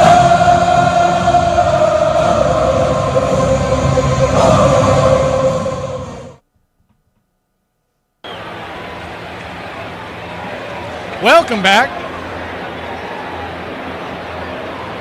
3-0 your score. Mexico leads Puerto Rico. Puerto Rico comes to the plate, bottom of the fifth, and the first pitch on the way from Miranda to Diaz is high and out of the zone. It's 1-0.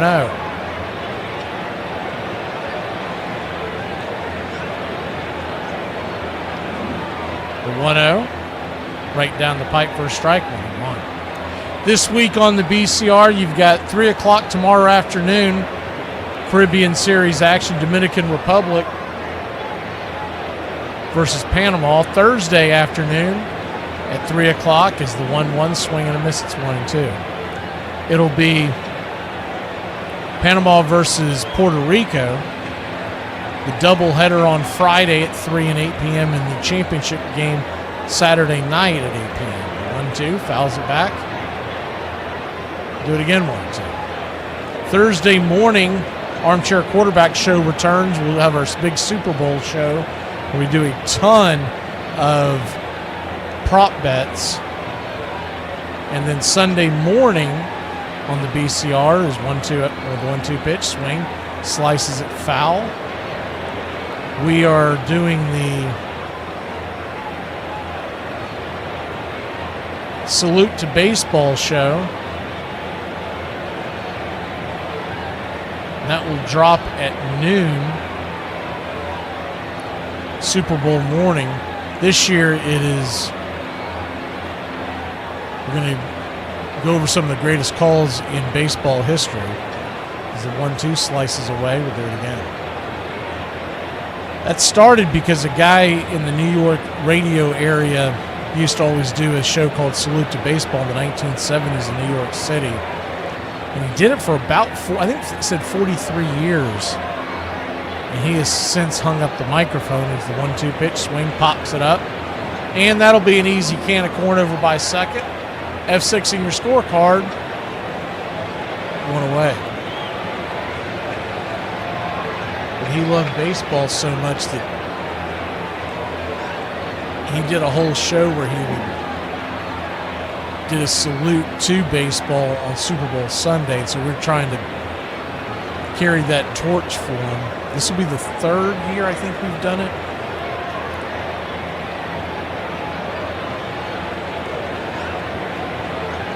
Righty-righty matchup. First pitch on the way to Rivera is a swing and a miss. It's 0-1. This Puerto Rico team, they swing at everything. They did it yesterday against the Dominican. I don't know how they're going to advance very far this time. The 0-1 in the dirt. 1-1 count.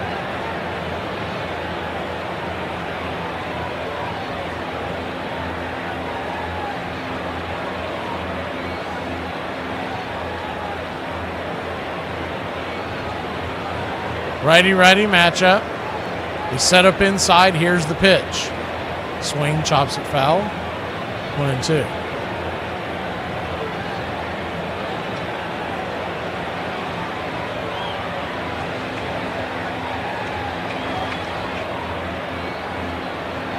Wasn't until the 7th inning yesterday for Puerto Rico to come out of their offensive shell where they put 3 on the board as the 1-2 pitch. High and out of the zone. Ball 2-2-2.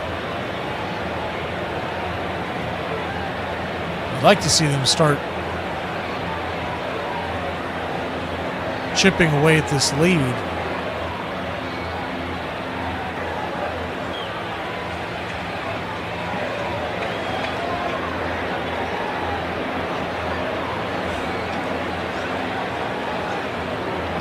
The 2-2.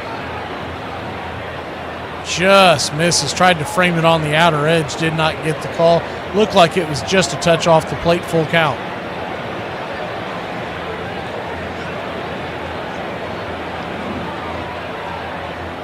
This is the first Super Bowl in a long time that I don't recall having it, like, even caring who wins.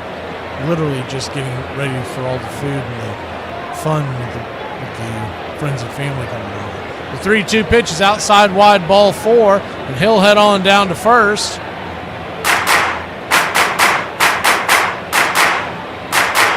1 on, 1 out. That'll bring the tying run to the on-deck circle. And Centeno, the hind catcher for Puerto Rico, coming to the plate. He's 0 for 1 with the fly out to left.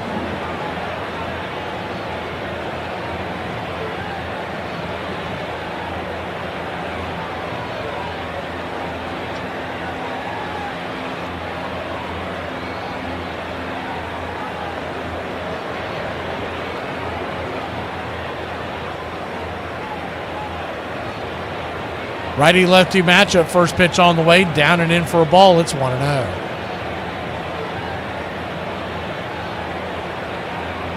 John, I just looked on the app. You can get Puerto Rico at a plus 350 right now.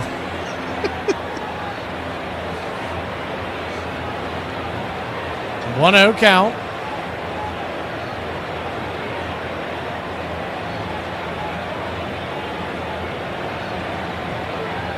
Kicks and brings it. Swings, slaps it through the hole into left field. That's through for a base hit. And they got runners at first and second. 1 out. And something brewing here in the bottom of the 5th.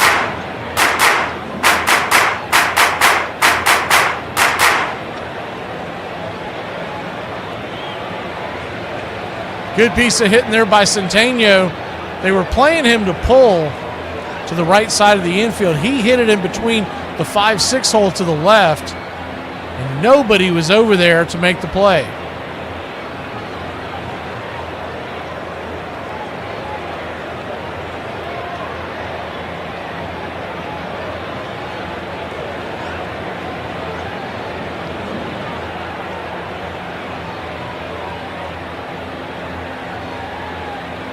Quick mound visit by Mexico.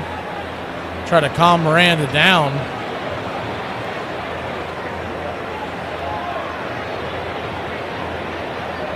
His coach is named Miranda as well.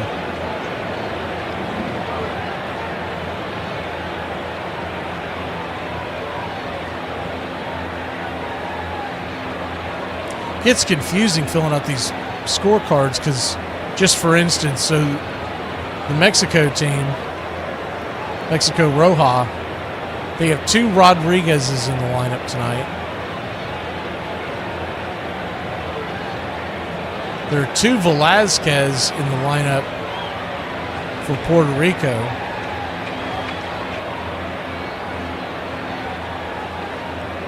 And Rivera pops up 3 times in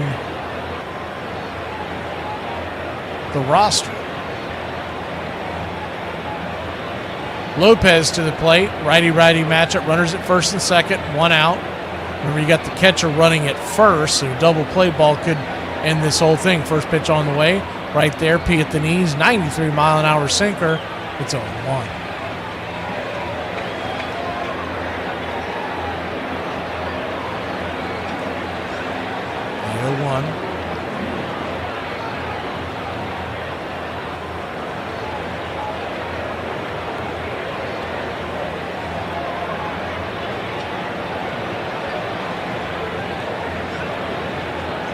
Kicks and fires.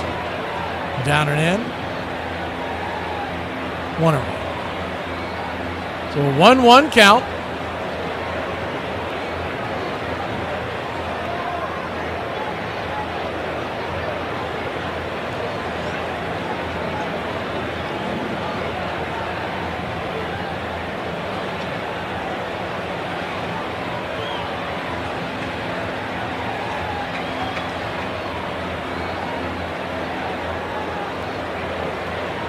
Righty-righty matchup.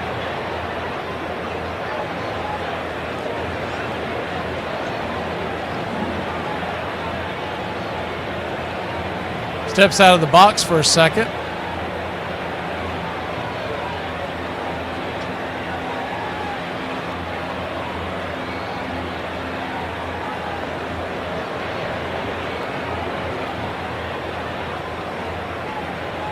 One.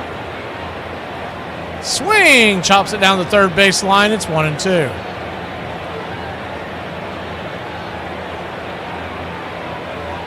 Lopez at the plate. The number 9 hitter, Velazquez, is on deck. Castro in the hole. And he's been red hot in this series.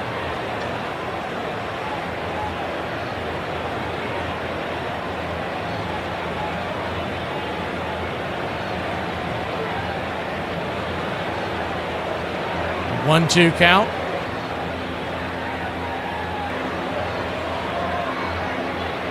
Time is called once again. It's time by the home plate umpire, giving time to Mexico. I believe the catcher is who called the timeout, Chavez.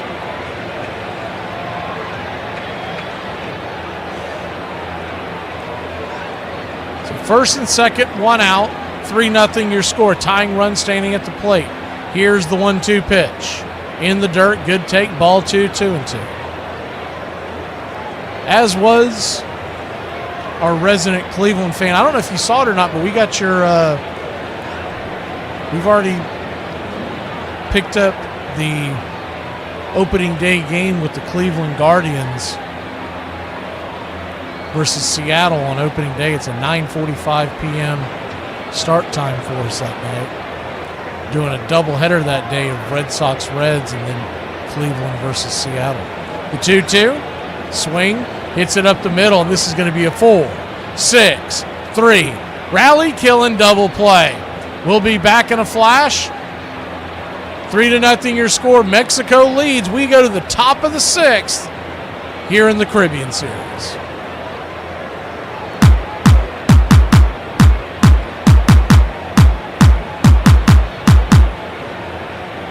So there was these 2 guys, and they was talking, and one of them said, "How's your romance life?" And the other one said, "Oh, nothing special. I'm having Social Security romance." And the other one said, "What?" He said, "Yeah, I get a little each month, but not enough to live on." I've had a slight fluctuation with my weight recently. I see. And how much weight are we talking about? I gained and lost 60 pounds in 3 months. Wow, that's almost impossible. Well, first of all, through God, all things are possible, so jot that down. Over the weekend, I took my wife to a theater to see a performance that was all about puns. It was a play on words. Number 22, Jim Palmer. Jim Palmer was absolutely fantastic. Palmer with strikeout number 5 on that whistling fastball. Palmer was tough as nails. He never would give in. He could strike you out. He could embarrass you. And he did so for 19 seasons with picture-perfect mechanics. Everything about it was so straight. He looked like Tinker Toys. Everything was angular. And he was fun to watch because of that. He was just 20 years old in 1966 when he threw a shutout in the Fall Classic, helping Baltimore secure its first World Series championship. No one could have assumed that he would go on to become one of the 9 greatest right-handed pitchers in the history of baseball. But he came back big time in '69. One run ain't gonna do it. That's just what we need to wake us up. But go after him. Come on, Jim. And he never looked back. One of the most endearing qualities that Jim Palmer had brought to the Baltimore Orioles was the fact that he had won 20 games on 8 different occasions. The most impressive thing that you have to look at with regard to Jim Palmer's record is the fact that there was durability. He also owns a bit of trivia that is simply out of here. No grand slams in almost 4,000 innings. You better lower your mother tone when you talking to me.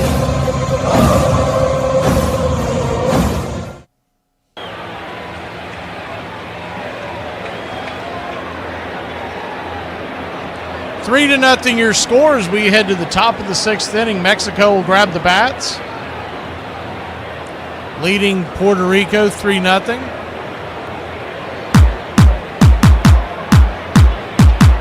One run in the third, one run in the first, one in the third, one in the 5th. Darn near predictable. They won't score again until the 7th.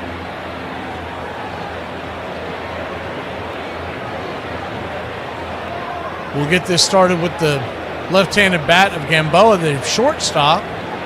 And Fernandez will go to the bump. First pitch on the way, 94 right there on the outer edge. It's 0-1. Chavez Fernander.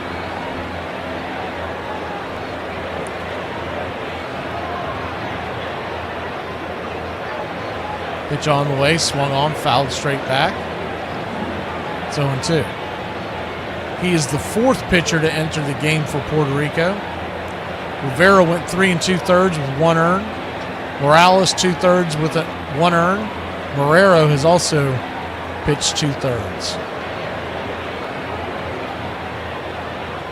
The 0-2. Fernandez kicks and fires, swings, slaps it back up the middle. Hard shot to the shortstop. It's going to be a 6-3 put out. 1 away. Good defensive play over there by Velasquez.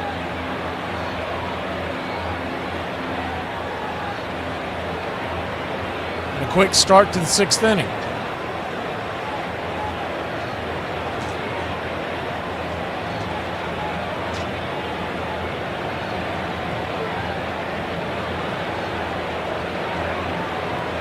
We're such in the dog days of winter, where we've made most of our moves. I still expect Atlanta to get one more starting pitcher. The first pitch on the way, broken bat. Ball rolls over to third base. It's going to be a 5-3 put out, and quickly 2 down. But you're getting there. You're getting antsy for the regular season. A couple of days ago, when they announced the signing to Martin Perez. Man, any other time of the year, I would have just been a ho-hum. Oh, okay, that's cool. I was like, yes!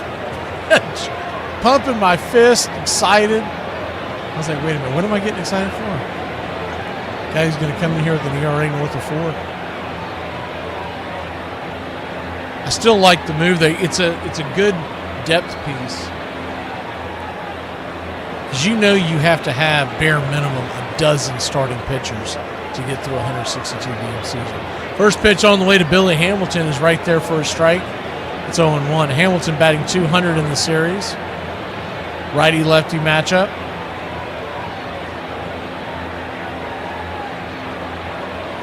The 0-1.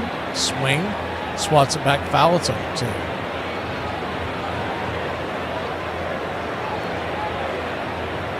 No 2 count.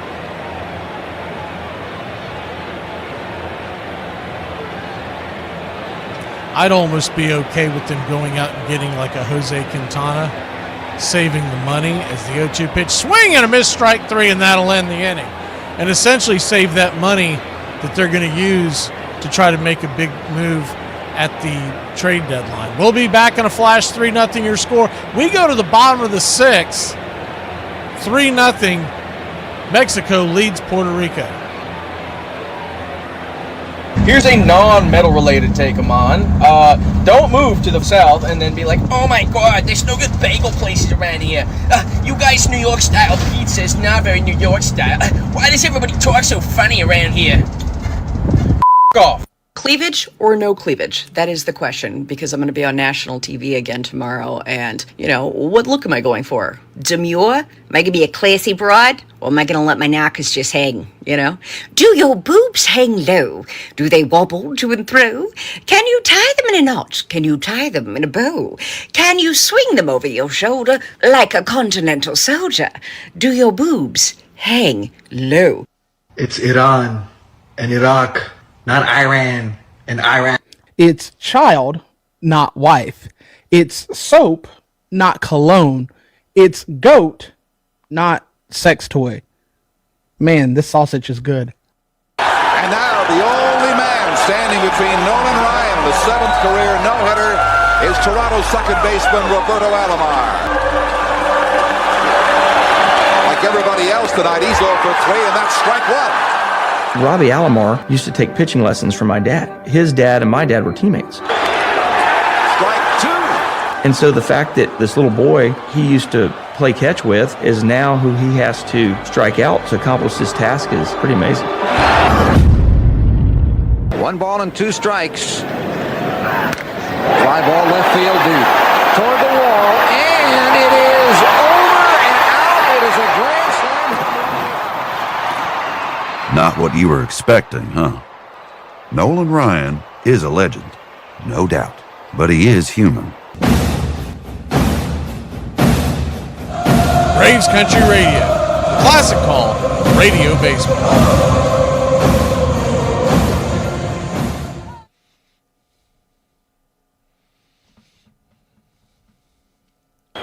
Welcome back.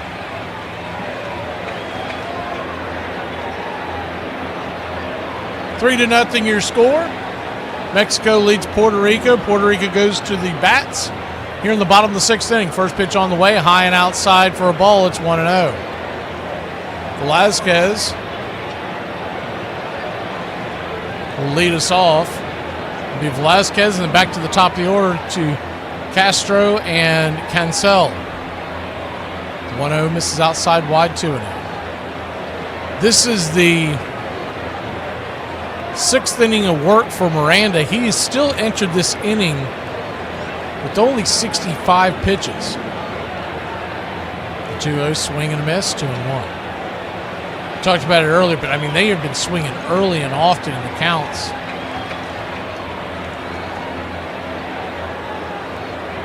I almost wonder if Ozzie Albies is their batting coach. They are swinging at everything. The 2-1. Swing and a miss, 2-2. Sinker up top, 93 miles an hour.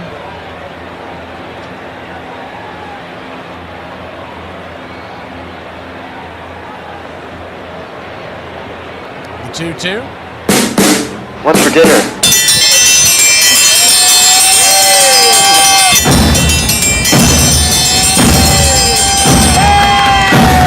Hey, chef, what's for dinner? 2-2 pitch is swung on and fouled back. We'll do it again. Had a grilled chicken sandwich for dinner. How about y'all?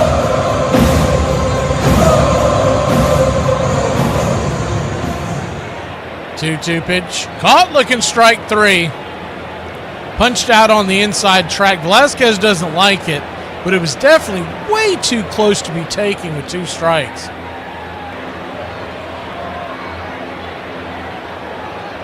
We got here, as was chicken wings and fries, iron lung tacos.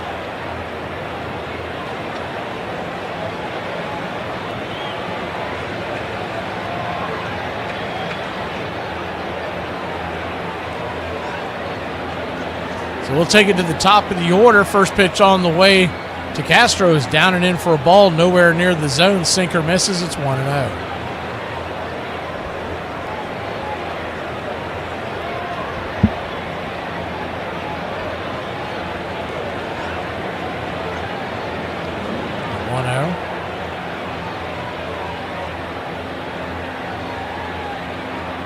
Kicks and fires. Right down the pipe for a strike, 1-1. I mean, watching this Puerto Rico team, the first two games that I've seen them play, yesterday and today, they have the same type of energy that, like, the Braves have on a Wednesday day game getaway, where you're like, they're just mailing in the first 5 innings. 3-0 your score. Mexico leads Puerto Rico, bottom of the 6th. Puerto Rico at the bats. The 2-1 pitch.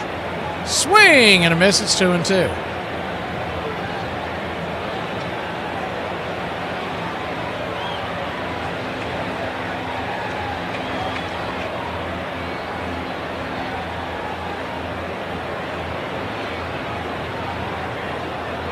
The 2-2. Swing, slices it foul. Good job of fighting that one off down the third base line, but well out of play.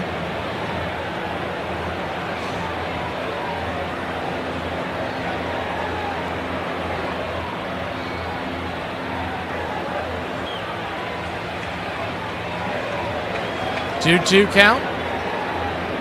Brings it. Punched out on the inner track, strike 3. Castro doesn't like it. That's the second batter in a row to get called out on strikes on that inside pitch. And though both times the pitch looked like it was a touch inside, at the same token, you got to start swinging the bat. You can't just hope you're going to start getting the call.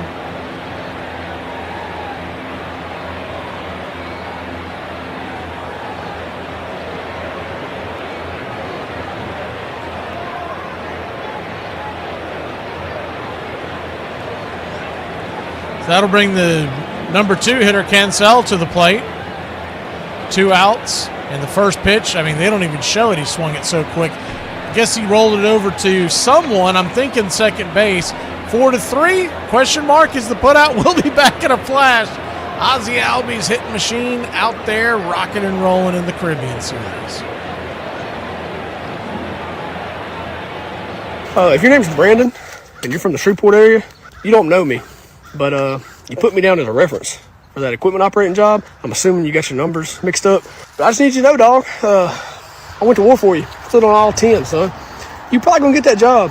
Because I let them know you can run anything from a shovel to a traco to run the job, to put him in the office, clean the toilets. It don't matter. I told him how you know how to weld, electrician, certified plumber, jack of all trades, man. I told him how you don't take vacation. Got to kick him off location. Told him how only Christmas gift you need, come to work. Brandon, that boy ain't seen his kids since they was born. 10 years old. All he does, work. Put in all the overtime. Told him that he's going to bankrupt the company, how much he's going to pay you. So, told him if I had 2 of you, send the rest of the boys home. Don't need them. So, just saying, dog, when it comes time to them checks, just remember your boy, all right?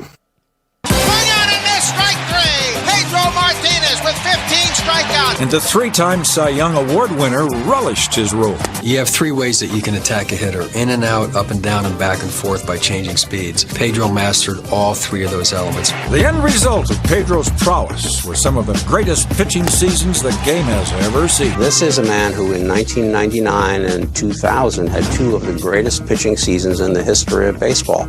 And the difference between his ERA and the league average is well more than 3 runs per game.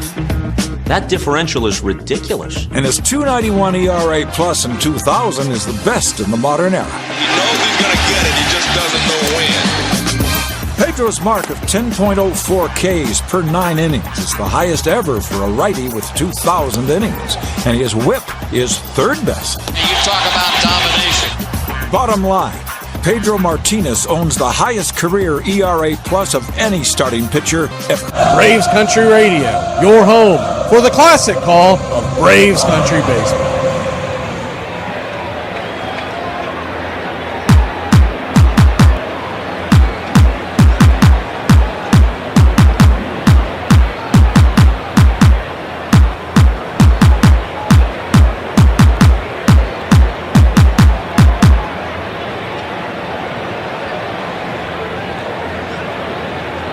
3-0 your score. We're into the top of the 7th inning.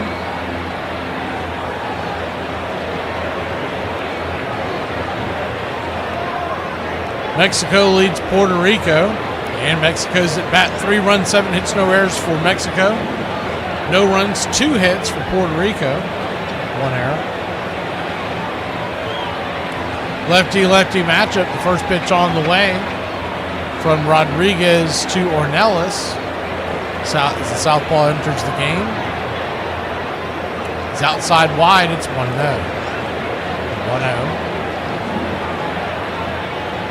Kicks and fires. Roll off the plate. Ball 2-2. 2-0 count.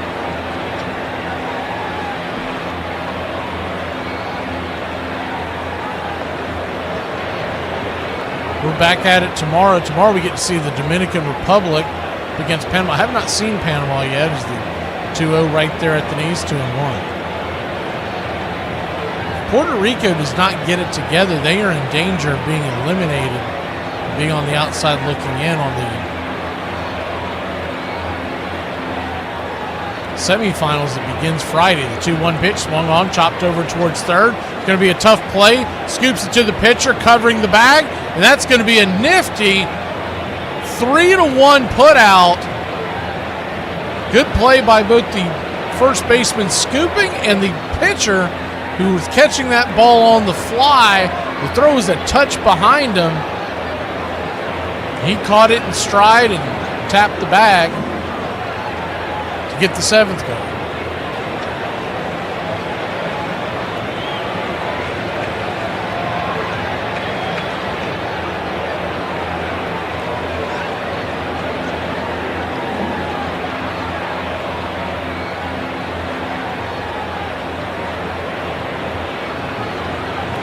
Lefty-righty matchup.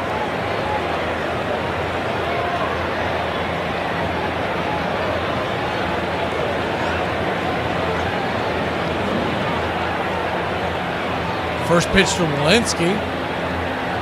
Right there for a strike. It's on 1.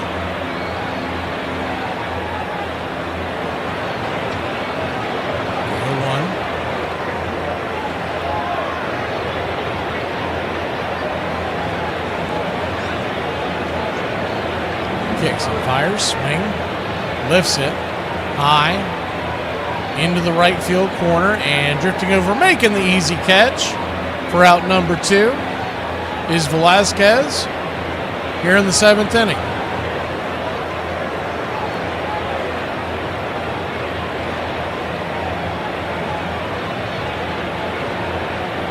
Figured out the first month pretty much of our broadcast schedule for Major League Baseball. We'll go over that here in a little bit.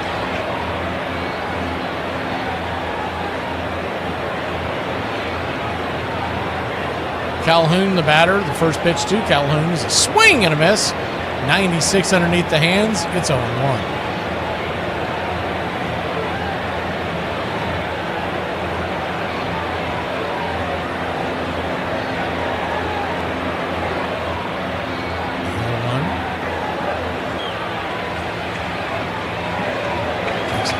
Swung on, fouled straight back. It's 0-2.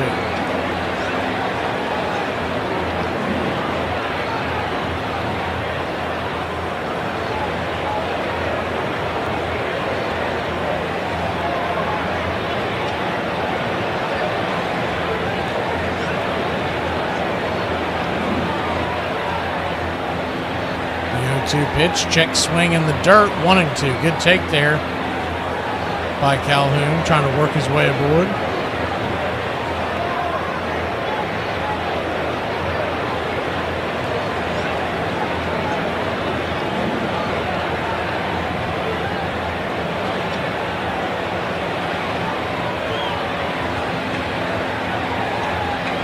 Kicks and fires, swings, sails it back to the backstop. We'll do it again, 1-2.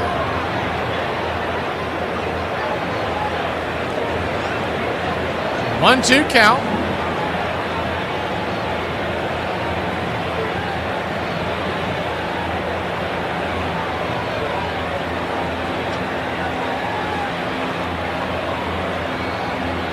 Here's the pitch. Good take, slider in the dirt. Evens up the count at 2-2.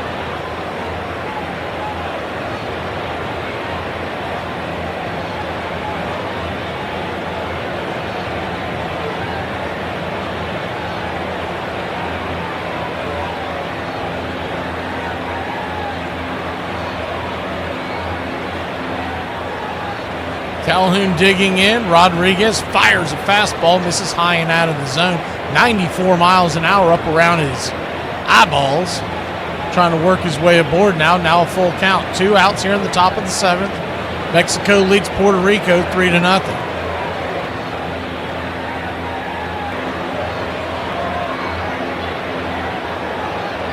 Payoff pitch.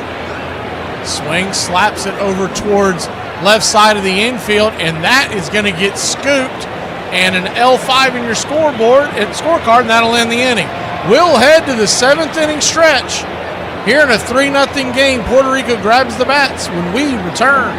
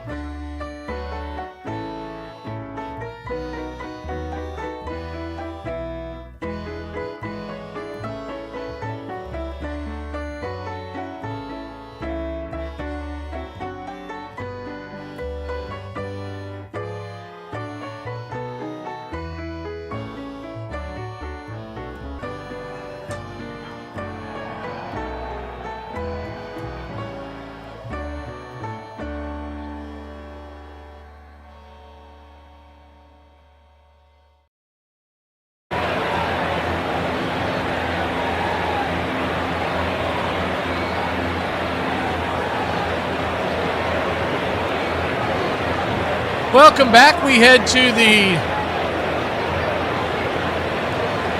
bottom of the 7th inning.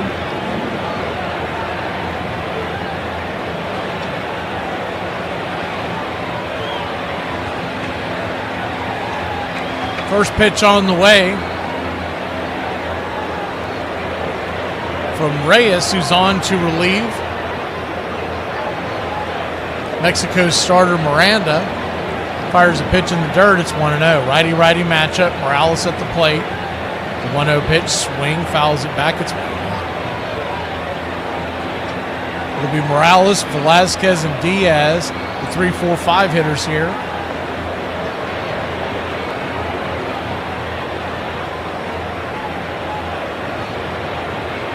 One count. Here's the pitch. Swing. Fouls it back.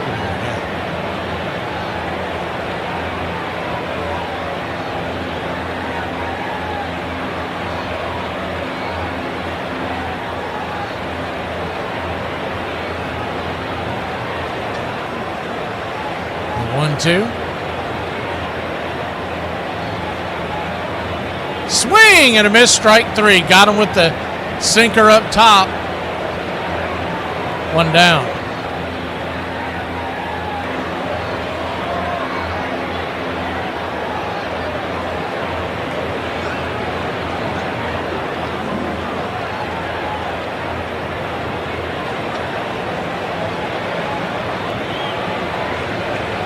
One up, one down here in the bottom of the 7th.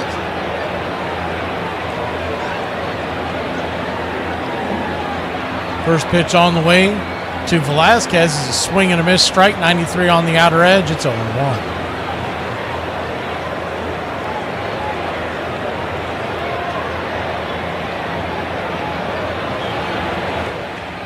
The 0-1.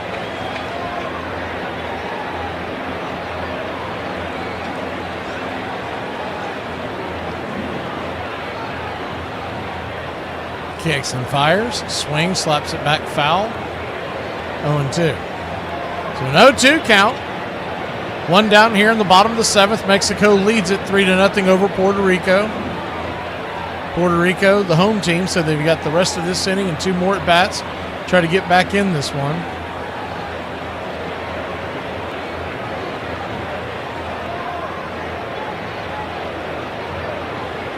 The 0-2. Just misses outside wide. 1-2. Good sinker.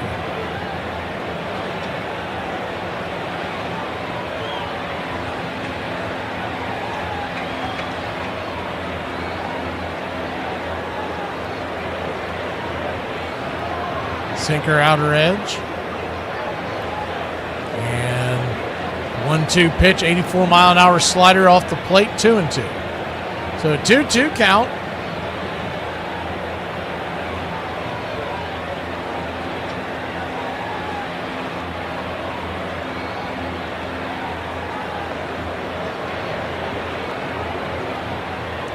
The 2-2, swing, lifts it towards center field. That's going to get down for a base hit.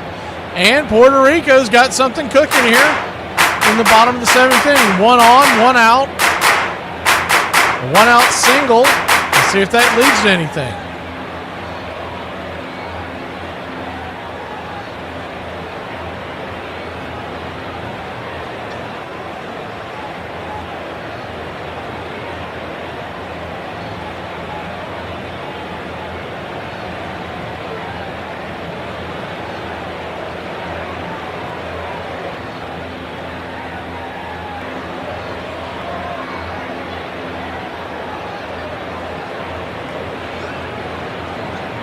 So 1 on, 1 out, righty-lefty matchup.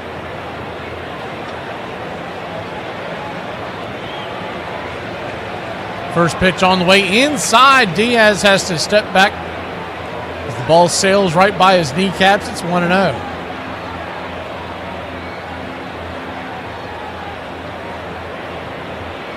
Righty-lefty matchup. First runner at first.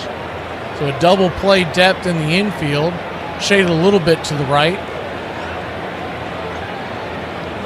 So this will be the 11th pitch of the inning for Reyes. Here's the pitch. Swing, pops it up. Can of corn. Just past the third base bag. And drifting in, making the easy catch is the left fielder, Rodriguez, 2 down.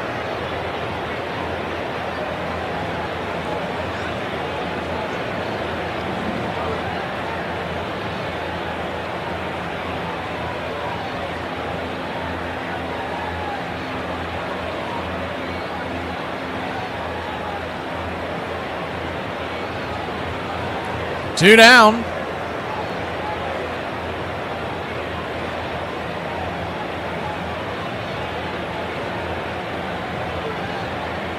They keep replaying the defensive catch out there in the outfield. I don't know why they're making it like it's the like it's the Franco Harris immaculate reception. I mean, it was a very lazy fly ball into shallow left field. First pitch on the way is down and away for a ball. It's 1-0.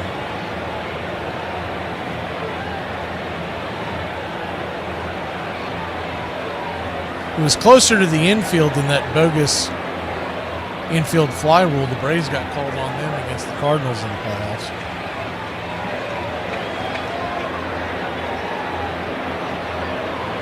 Righty-righty matchup, the 1-0 pitch. Right there off the plate. Ball 2-0. So a 2-0 count. Tying run is on deck. Bloop and a blast ties it. 8th inning coming up.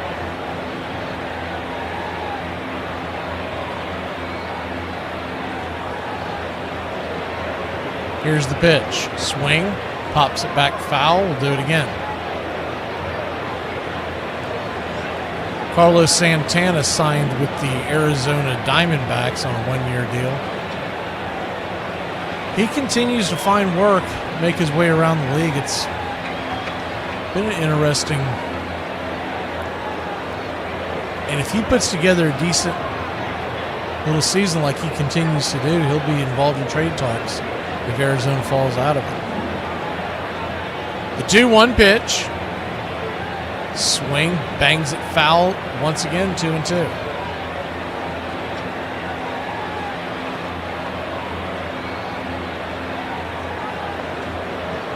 Mexico 3, Puerto Rico nothing. We're in the bottom of the 7th inning.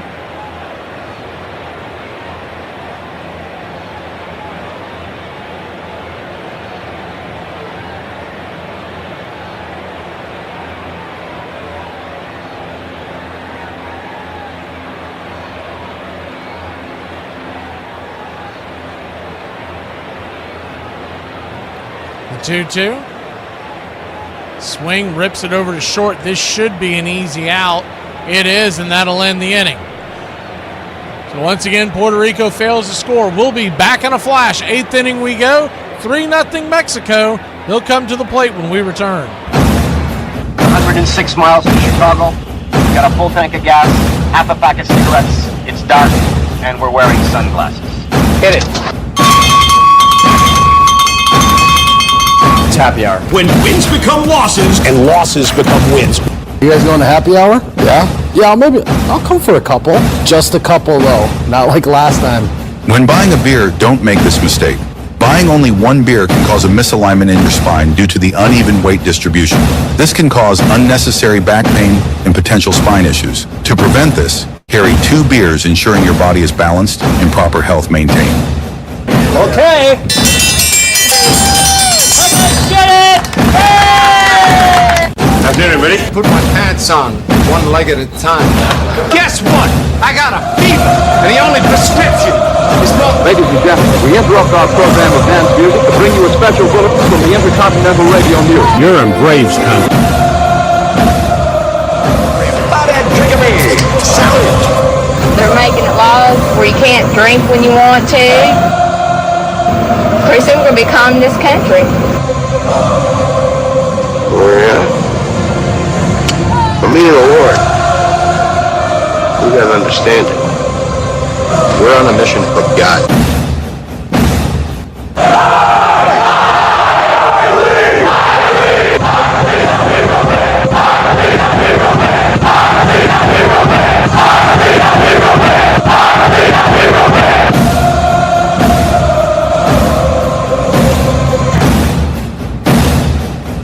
If you want to stop me, you're gonna have to kill me!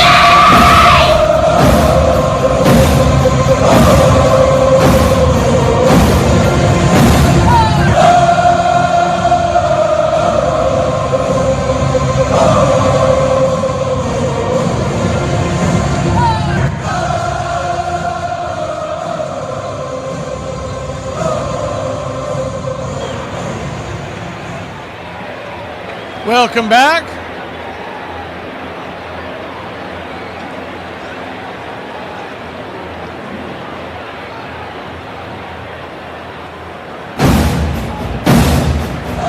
Welcome home to your modern day superstation, the BCR, Braves Country Baseball.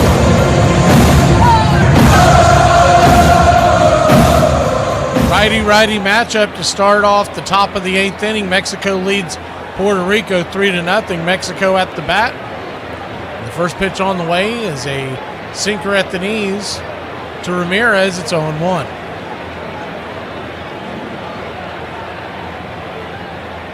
The 0-1. Kicks and fires. Swing, chops it over towards second. It's going to be a 4-3. Easy peasy. One away.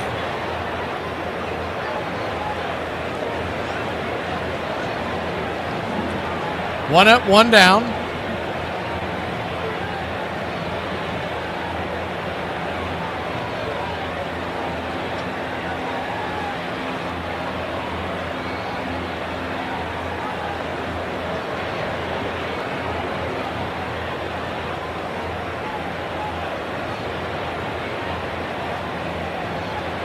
First pitch on the way is a sinker down below the knees. It's 1-0.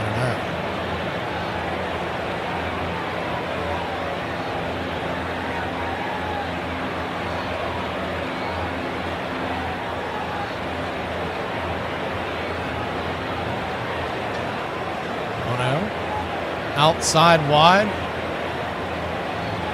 2-0.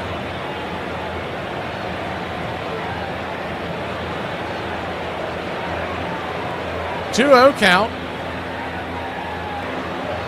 Nobody on, 1 out. Swing, hammers it over to the first base side.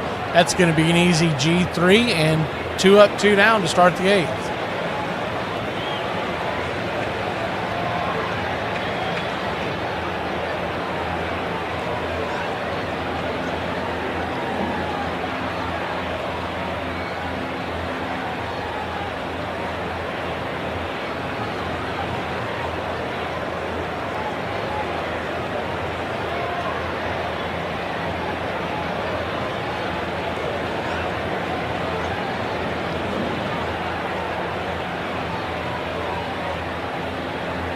Righty-righty matchup. First pitch is inside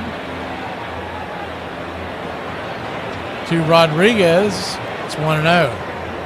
Ronaldo Rodriguez, 1 for 3 on the day, a single and a strikeout.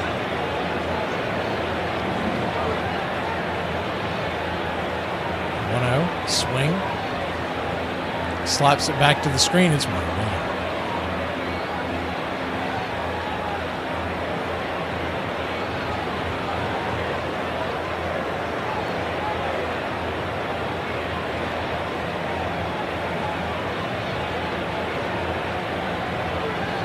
One count.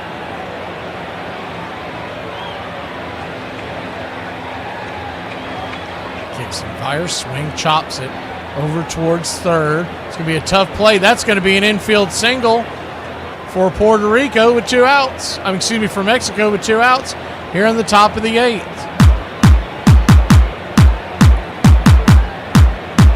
Rivera tried to barehand it. Could not come up with the handle. It fell to the turf. His only chance was to be able to barehand that. And I still don't know if he's going to be able to get the runner. That would have been a really tough play.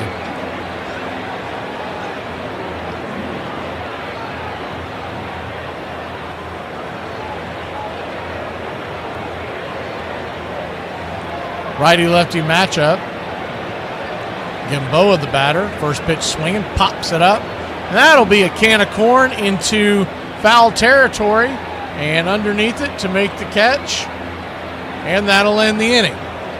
So just like that, outside the infield single, it's a 1-2-3. We'll be back in a flash. Bottom of the 8th we go.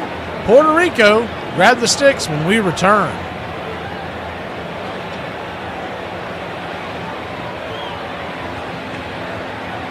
By the way, I got scammed this morning. No. Yes. I got an email with the Florida Power and Light logo that said, you did not pay a down payment of X amount of dollars. You send a guy out today. If it's not paid within 30 minutes, we're going to shut your power down. 30 minutes! 30 minutes? And I bit the hook. You fell for that? And I called the number like an idiot. And then finally I snapped. I go, I know you are a monopoly. I've been here for 20-something plus years. I pay on time. And you're going to send a guy out and shut my power down in 30 minutes? That is baloney. Can I ask you one question, Keith? The guy you got on the phone, was he a Nigerian prince? No, he wasn't. He had a Spanish accent, and I just snapped on him. Called my banking institution, and Lillian, a representative down in Florida, and she just said, Keith, no. It was early in the morning, and I just had 1 cup of coffee. Top 9 closers of all time, starting with number 9. His motion was so unorthodox and his ball moved so much onto right-handed hitters that he became almost unhittable. start upright, but he threw underhand like one of those girl softball players. He would lean to his right real low, his knuckles would be close to the ground, and he just throw the ball and let it sink. Back in the late 70s and early 80s, there wasn't a lot of submarine-type pitchers, and Quisenberry closing for the Royals was certainly the best one in the game at that time. Not only did he have pinpoint control, he was just unbelievable. Quiz led the league in saves 5 times, including a stretch of 4 straight years. He just had a tremendous knack for inducing ground balls. We had a nickname for Dan when he pitched for the Royals, 30-30-30. 30 saves, 30 strikeouts, and 30 great plays behind him by Frank White. Frank White, what a play! Quisenberry set the major league record with 45 saves in 1983, and he did so with what seemed like a rubber arm. I just remember him coming out there all the time. He was just durable.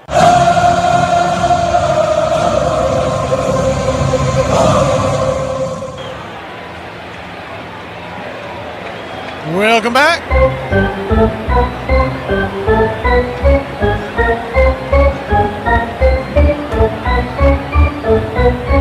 Bottom of the 8th we go. Puerto Rico trailing 3-0. Matt Foster coming on to pitch for Mexico. And here's the first pitch on the way. 93-mile-an-hour fastball. Smacks the black on the outer edge. It's 0-1. Centeno, the backstop for Puerto Rico, standing at the plate. He's 1 for 2 on the day, the 0-1. Down below the knees. 1-1 count. Got the Super Bowl coming up this weekend, Thursday morning at 9.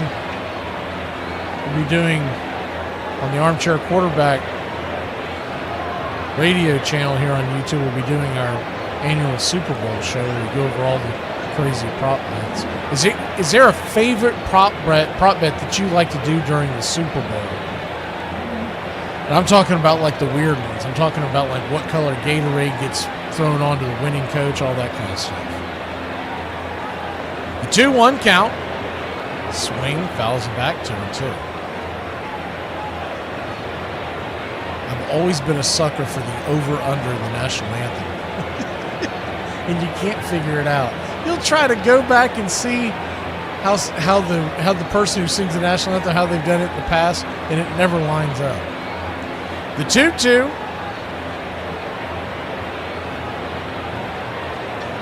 Swing, slices it foul, do it again. I just like to I like to start it off with the loss. I'm like, let's go. I like the coin toss too. But the national anthem hits first. You like to put it all on the coin toss, Josh Johnson. If you lose it, you're done. The 2-2. Down and in, good take. That was a nasty slider. Full count. Puerto Rico trying to work their way aboard. Centeno. He'll be followed by Lopez and Velasquez. So the 7, 8, 9 batters. I'm sure there's a chance we'll get some pinch hitting. Deep benches on both sides for this series. The 2-2. High and outside, ball 4, excuse me. So Centennial will head on down to first. I wonder if he may get pinch ran for, slow-footed catcher. And he is going to get pinch ran for. He's had a good night at the plate, a pretty good night in the field. So he'll hit the showers. I was looking at the roster earlier. They only have one other catcher. It is Christian Vazquez. I think in most of these tournaments like this, they have a caveat where you can, if you lose like someone like a catcher because of an injury, they would be able to sub back in. So runner at first, nobody out. Bottom of the 8th inning. Lopez, the batter. Number 8 hitter standing on deck is Velasquez. Righty-righty matchup. First pitch on the way. Drops a bunt, pops it back foul. It's 0-1. I mean, you're needing runs here. I don't know if dropping bunts here is the best way to go. Aracho, who was in the starting lineup yesterday, has come on for Cedeno to run it first. good speed as he is a center fielder by trade.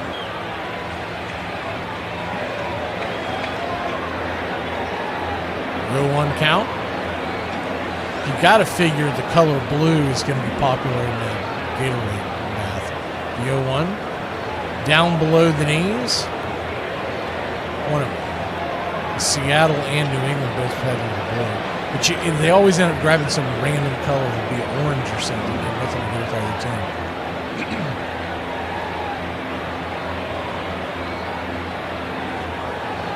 1-1 count.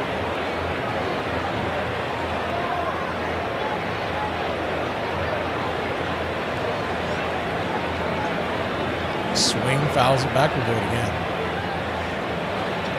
Clear is a good gamble because if it's water or if it's one of the clear liquids, or they'll even give it to you if it's like that light, really light yellow.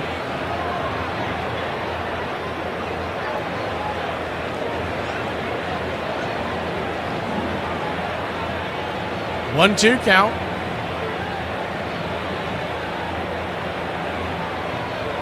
Three 0 your score. Mexico leads Puerto Rico.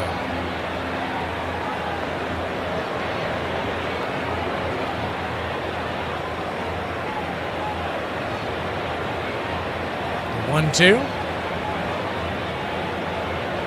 Brings it. Swing and a miss, strike 3. Looked like he pulled the string on the changeup. 1 away.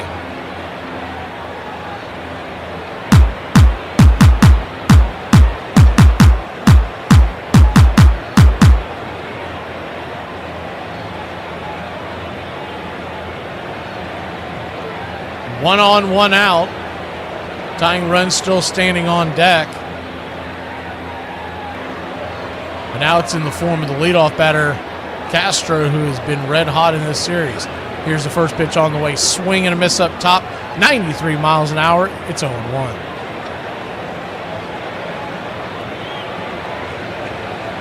Andrew Velazquez,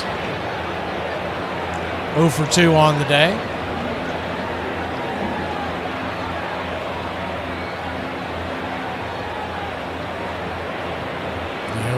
Swing and a miss. It's 0-2.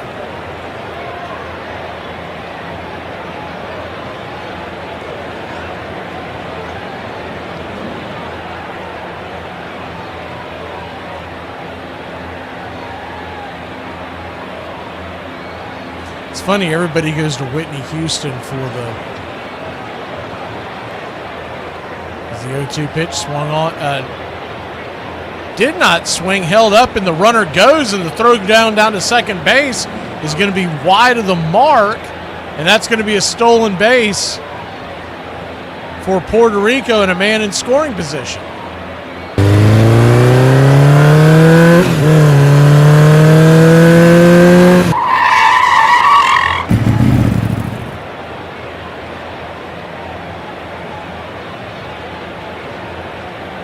Everybody always gives to Whitney Houston, but little do people know that Whitney Houston national anthem was pre-recorded.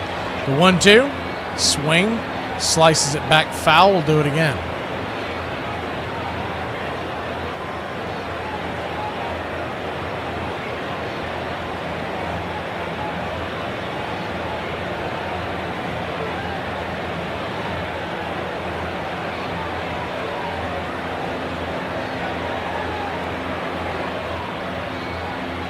Runner at second, 1 out, the 1-2 count.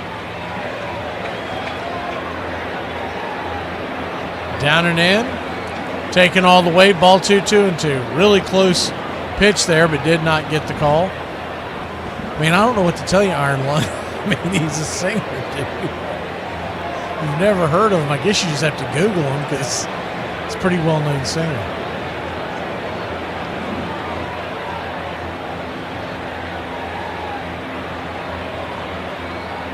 Pitch on the way, swing, slaps it down the right field line, foul and out of play. Do it again. Velazquez, if nothing else, is making Foster work. Standing on deck is Castro.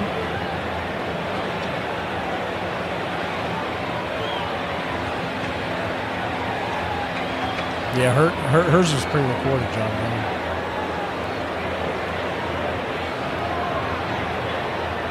The 2-2.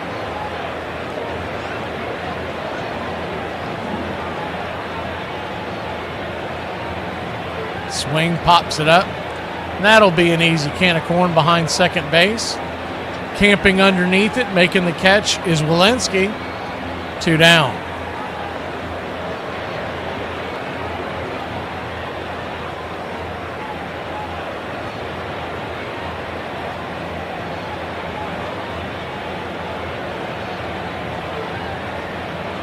I don't know who the best I've ever heard, but I know the worst was that chick that did the national anthem at the... Remember that whole fiasco? She did it at the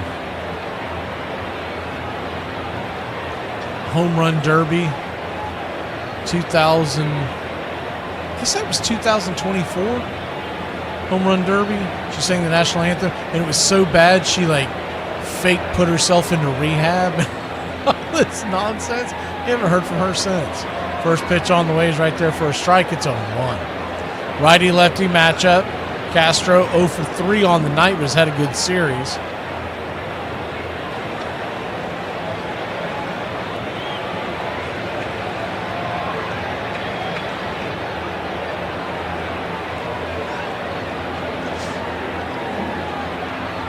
0-1. Swing and a miss. It's 0-2. Finally, someone did come up, get their head out of the rear, and they're going to put a concert on during halftime for people who don't want to watch Bad Bunny. I forget, it's going to be on YouTube and on Twitter. I can't remember the name of the channel, but they're going to have Kid Rock and a bunch of other people doing a halftime show. I don't know where they're going to be doing it at, but they're going to be doing a halftime show. 1-1, swing, slices it foul. 1-2, and I'd be willing to bet that this is going to become a thing, because I've often thought this is very dumb that no one does anything to compete with the Super Bowl halftime show, because it's very obvious that they're not shooting for the older demographic. So why not put something over on another channel and have the older demographic listen to something they actually want to hear? 1-2 count.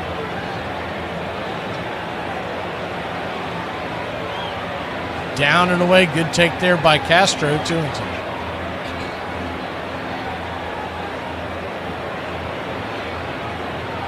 Yeah, they're going to have to. So, like, for instance, if a real powerhouse like a CMT did it, a channel where everybody's familiar with it, and then they also made it available on other outlets like YouTube and whatnot, they would blow the doors off of it. The 2-2. Swing and a miss, strike 3, and that'll end the inning. So once again, they come up snake eyes. We'll be back in a flash. It's 3-0 heading to the 9th inning. Mexico on top of Puerto Rico. Mexico grabs the bats when we return.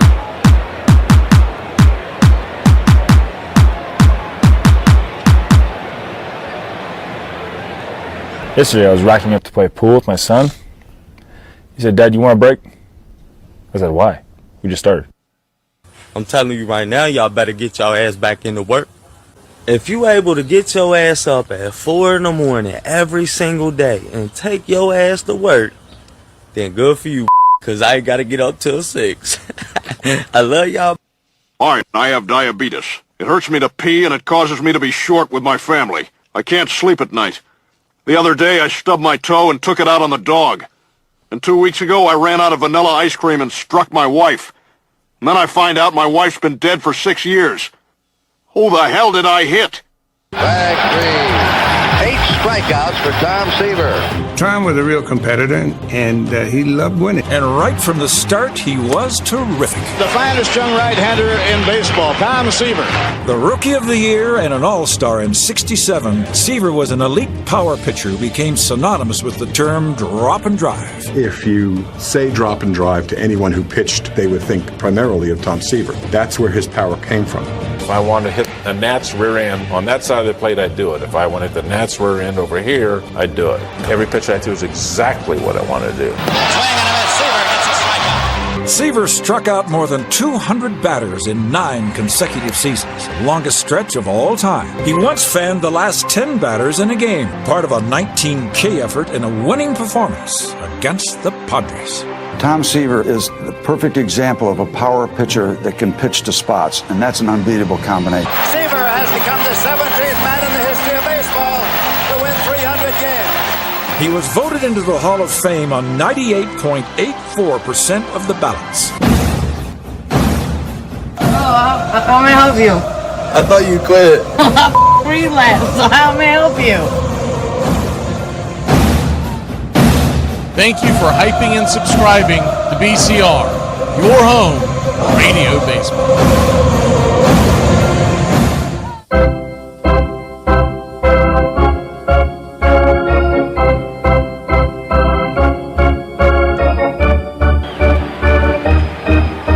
Welcome back. First pitch on the way to start the top of the 9th inning. Righty-righty matchup. Right there for a strike. It's 0-1. Chavez at the plate. West on the bump. The 0-1 swings, slices it over towards the first base side. Rolls just foul. It's 0-2.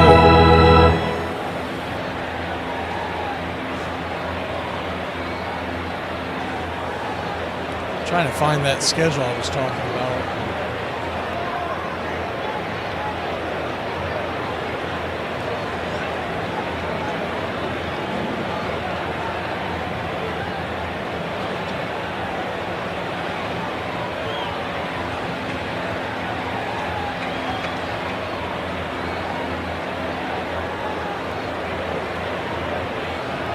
No 2 count.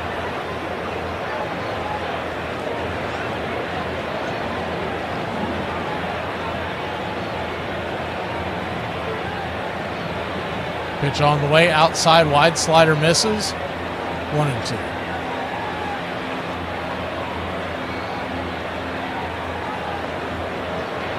Here we go. I don't know if I'll be able to get through. The 1-2 swung on, foul back out of the way. Just going to try to hit the highlights.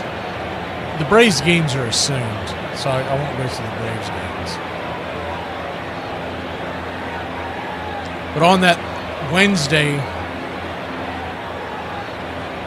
before opening day, there's an opening night game, San Francisco versus the Yankees. We're going to have that game as the 1-2 pitch swung on, chopped over to short. It's going to be a 6-3 easy put out to start the 9th inning. 1 away.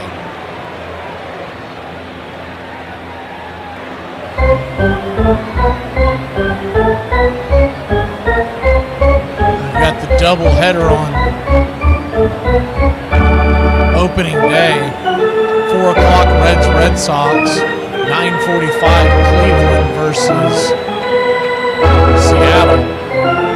Braves will finally open their season on that Friday, the 27th. That's a 7:15 first pitch. 0-1. Right there for a strike, it's 0-2.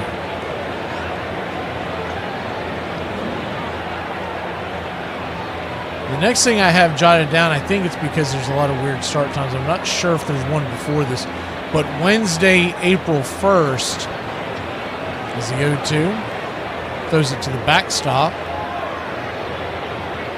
Rolls away. Good take by Billy Hamilton. The Braves are playing at 12:15.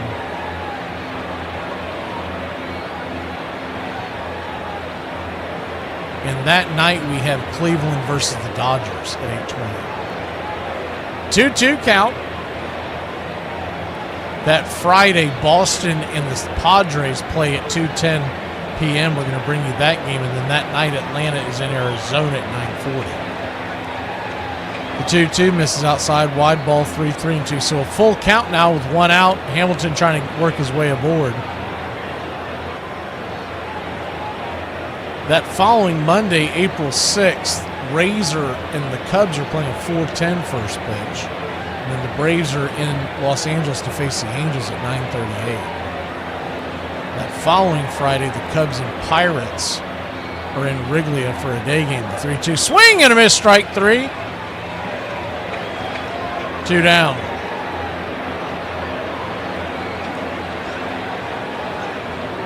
Braves will host Cleveland that night. Wednesday, April 15th, D-backs and Orioles are at 12:35, and the Braves and Marlins are at 7:15. And then April 17th, the Cubs and the Mets are in Wrigley for a day game, the Braves and Phillies that night. That following Monday is the Patriots Day. Boston versus the Tigers at 11 a.m. 0-1 in the dirt. It's 1-1.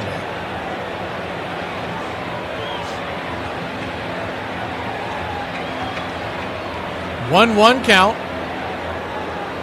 Swing, slices it foul. 1-2.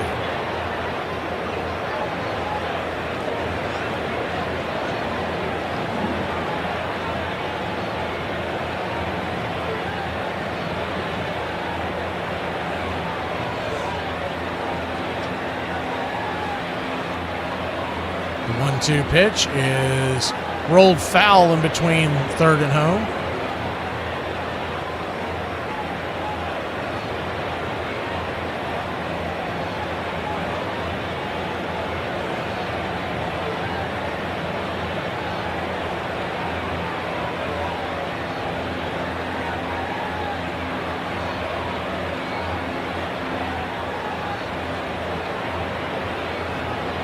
The 1-2. Swing and a miss, strike 3. Ball gets away, but the batter will kind of hang around home plate. They'll flip it to first, and that'll end the inning. So a 1-2-3 inning. Puerto Rico with one last chance, trailing by 3. We go to the bottom of the 9th. 3-0 Mexico when we return.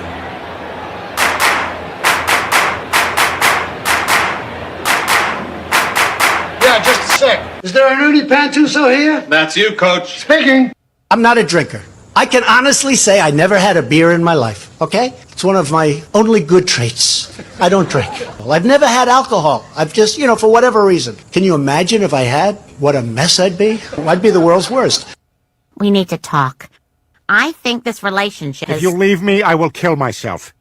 Major League Baseball could not have asked for a greater superstar at the turn of the 20th century than Christy Mathewson. Matty was one of baseball's first marquee stars. Handsome and well-educated, he left college for pro ball and landed with the New York Giants in 1900. Mathewson is an iconic figure as the popular hero of his era. He was the first real pitcher who had a repertoire of pitches. I mean, he was a guy who could throw a fastball, and he had a variety of breaking pitches. Some broke in, some broke out, some broke up, some broke down. And he had a great curveball and an out pitch that he called a fadeaway. Later to be called the screwball, Christie used his fadeaway to compile more than 2,500 strikeouts during his 17-year career. His fadeaway, a strikeout pitch. It was a killer pitch. It was used in the pinch. And in the pinch, Mathewson excelled, leading the Giants to their first World Series title in 1905 with one of the all-time postseason performances. He pitched 3 games, won 3 games, and all of them were by shutouts.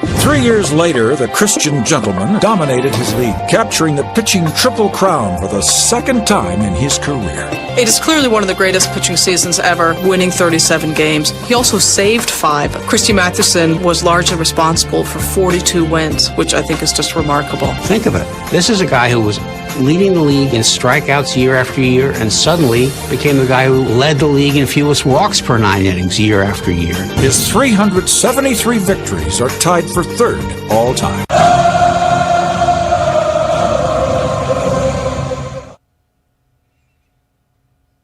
Welcome back. 3-0 your score. Bottom of the 9th inning we go. Trevor Clifton on to try to close this one out. He's had 1 inning of work where he got slapped around quite a bit. We'll see if he can close it out here. Comes in with a 1 inning and gave up 2 runs his first time out. First pitch on the way is down and in for a ball. It's 1-0.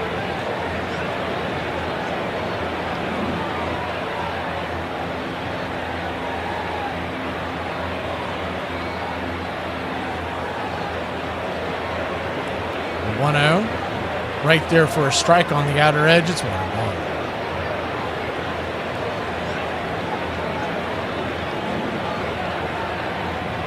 One count, bottom of the ninth. Mexico leads it 3-0 over Puerto Rico. Here's the pitch. Right down the pipe for a strike, 92 miles an hour. Clifton punches it in there. It's 1-2.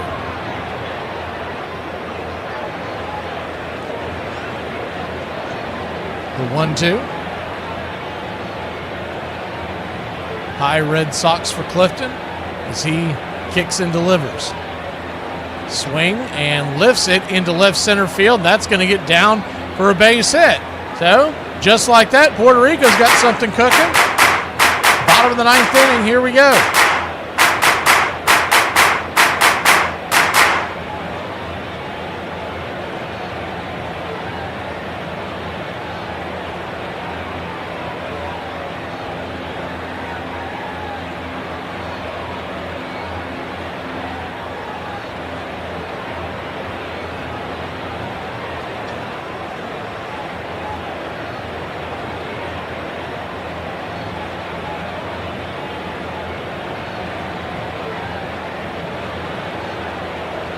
First pitch on the way, swinging, and that ball's going to get chopped over to third. They're going to take the easy out, 5-3. Morales retired on one pitch. Runner at first heads to second. And that'll eliminate the double play ball. But there is one out. Tying run still on deck.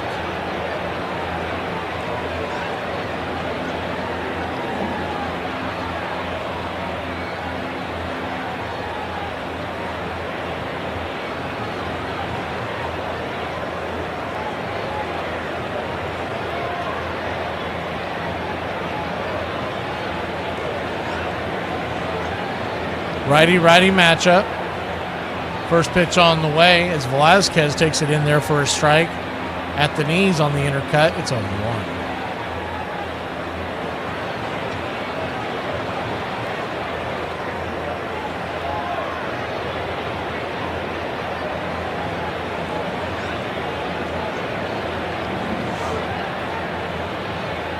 The 0-1. Outside wide, 1-0.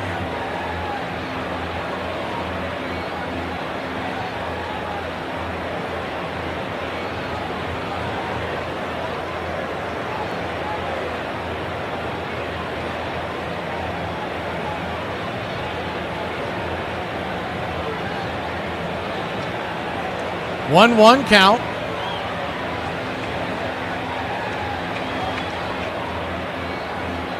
Pitch way outside the zone. Ball 2-1.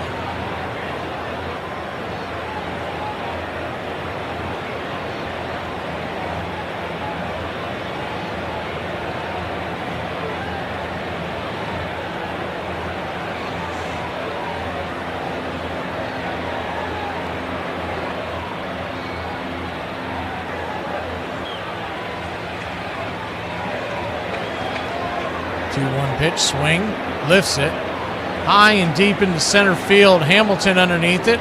He'll make the catch, a fate in your scorecard, and there's 2 down. On the fly ball, the runner tags up, moves down to third, but with 2 outs, once again the tying run is still in the on deck circle. And Puerto Rico down to their last out.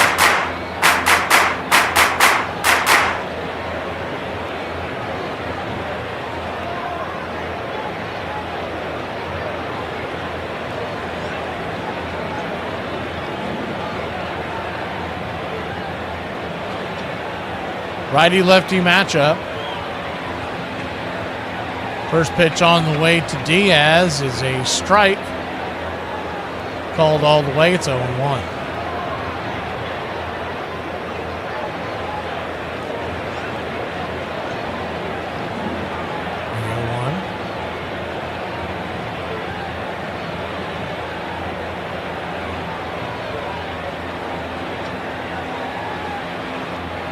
Down and in.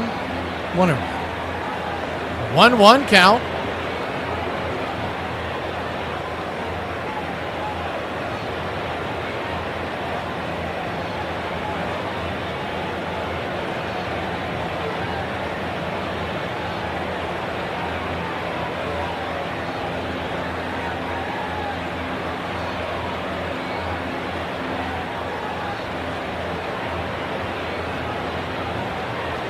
1-1 pitch, swing, fouls that one away. Sinker on the right down the heart of the plate. It's 1-2.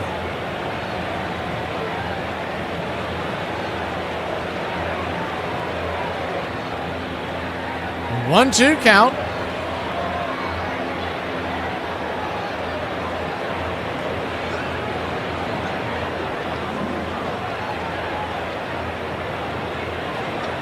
Pitch on the way inside. Man, that is close. And considering how many strikes he's called on the inner track, that is extremely strange that wasn't a strike. Diaz very fortunate to live to see another pitch there.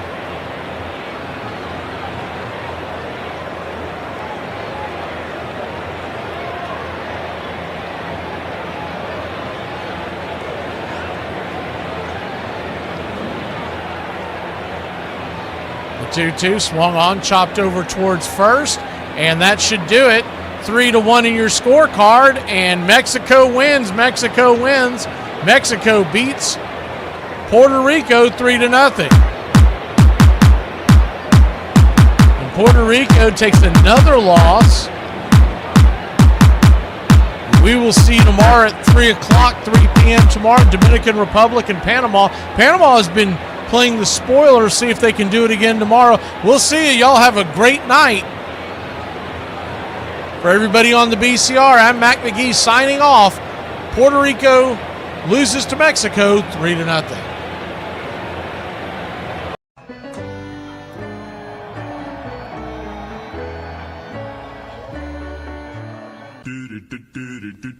Goodbye, sweetheart. Well, it's time to go.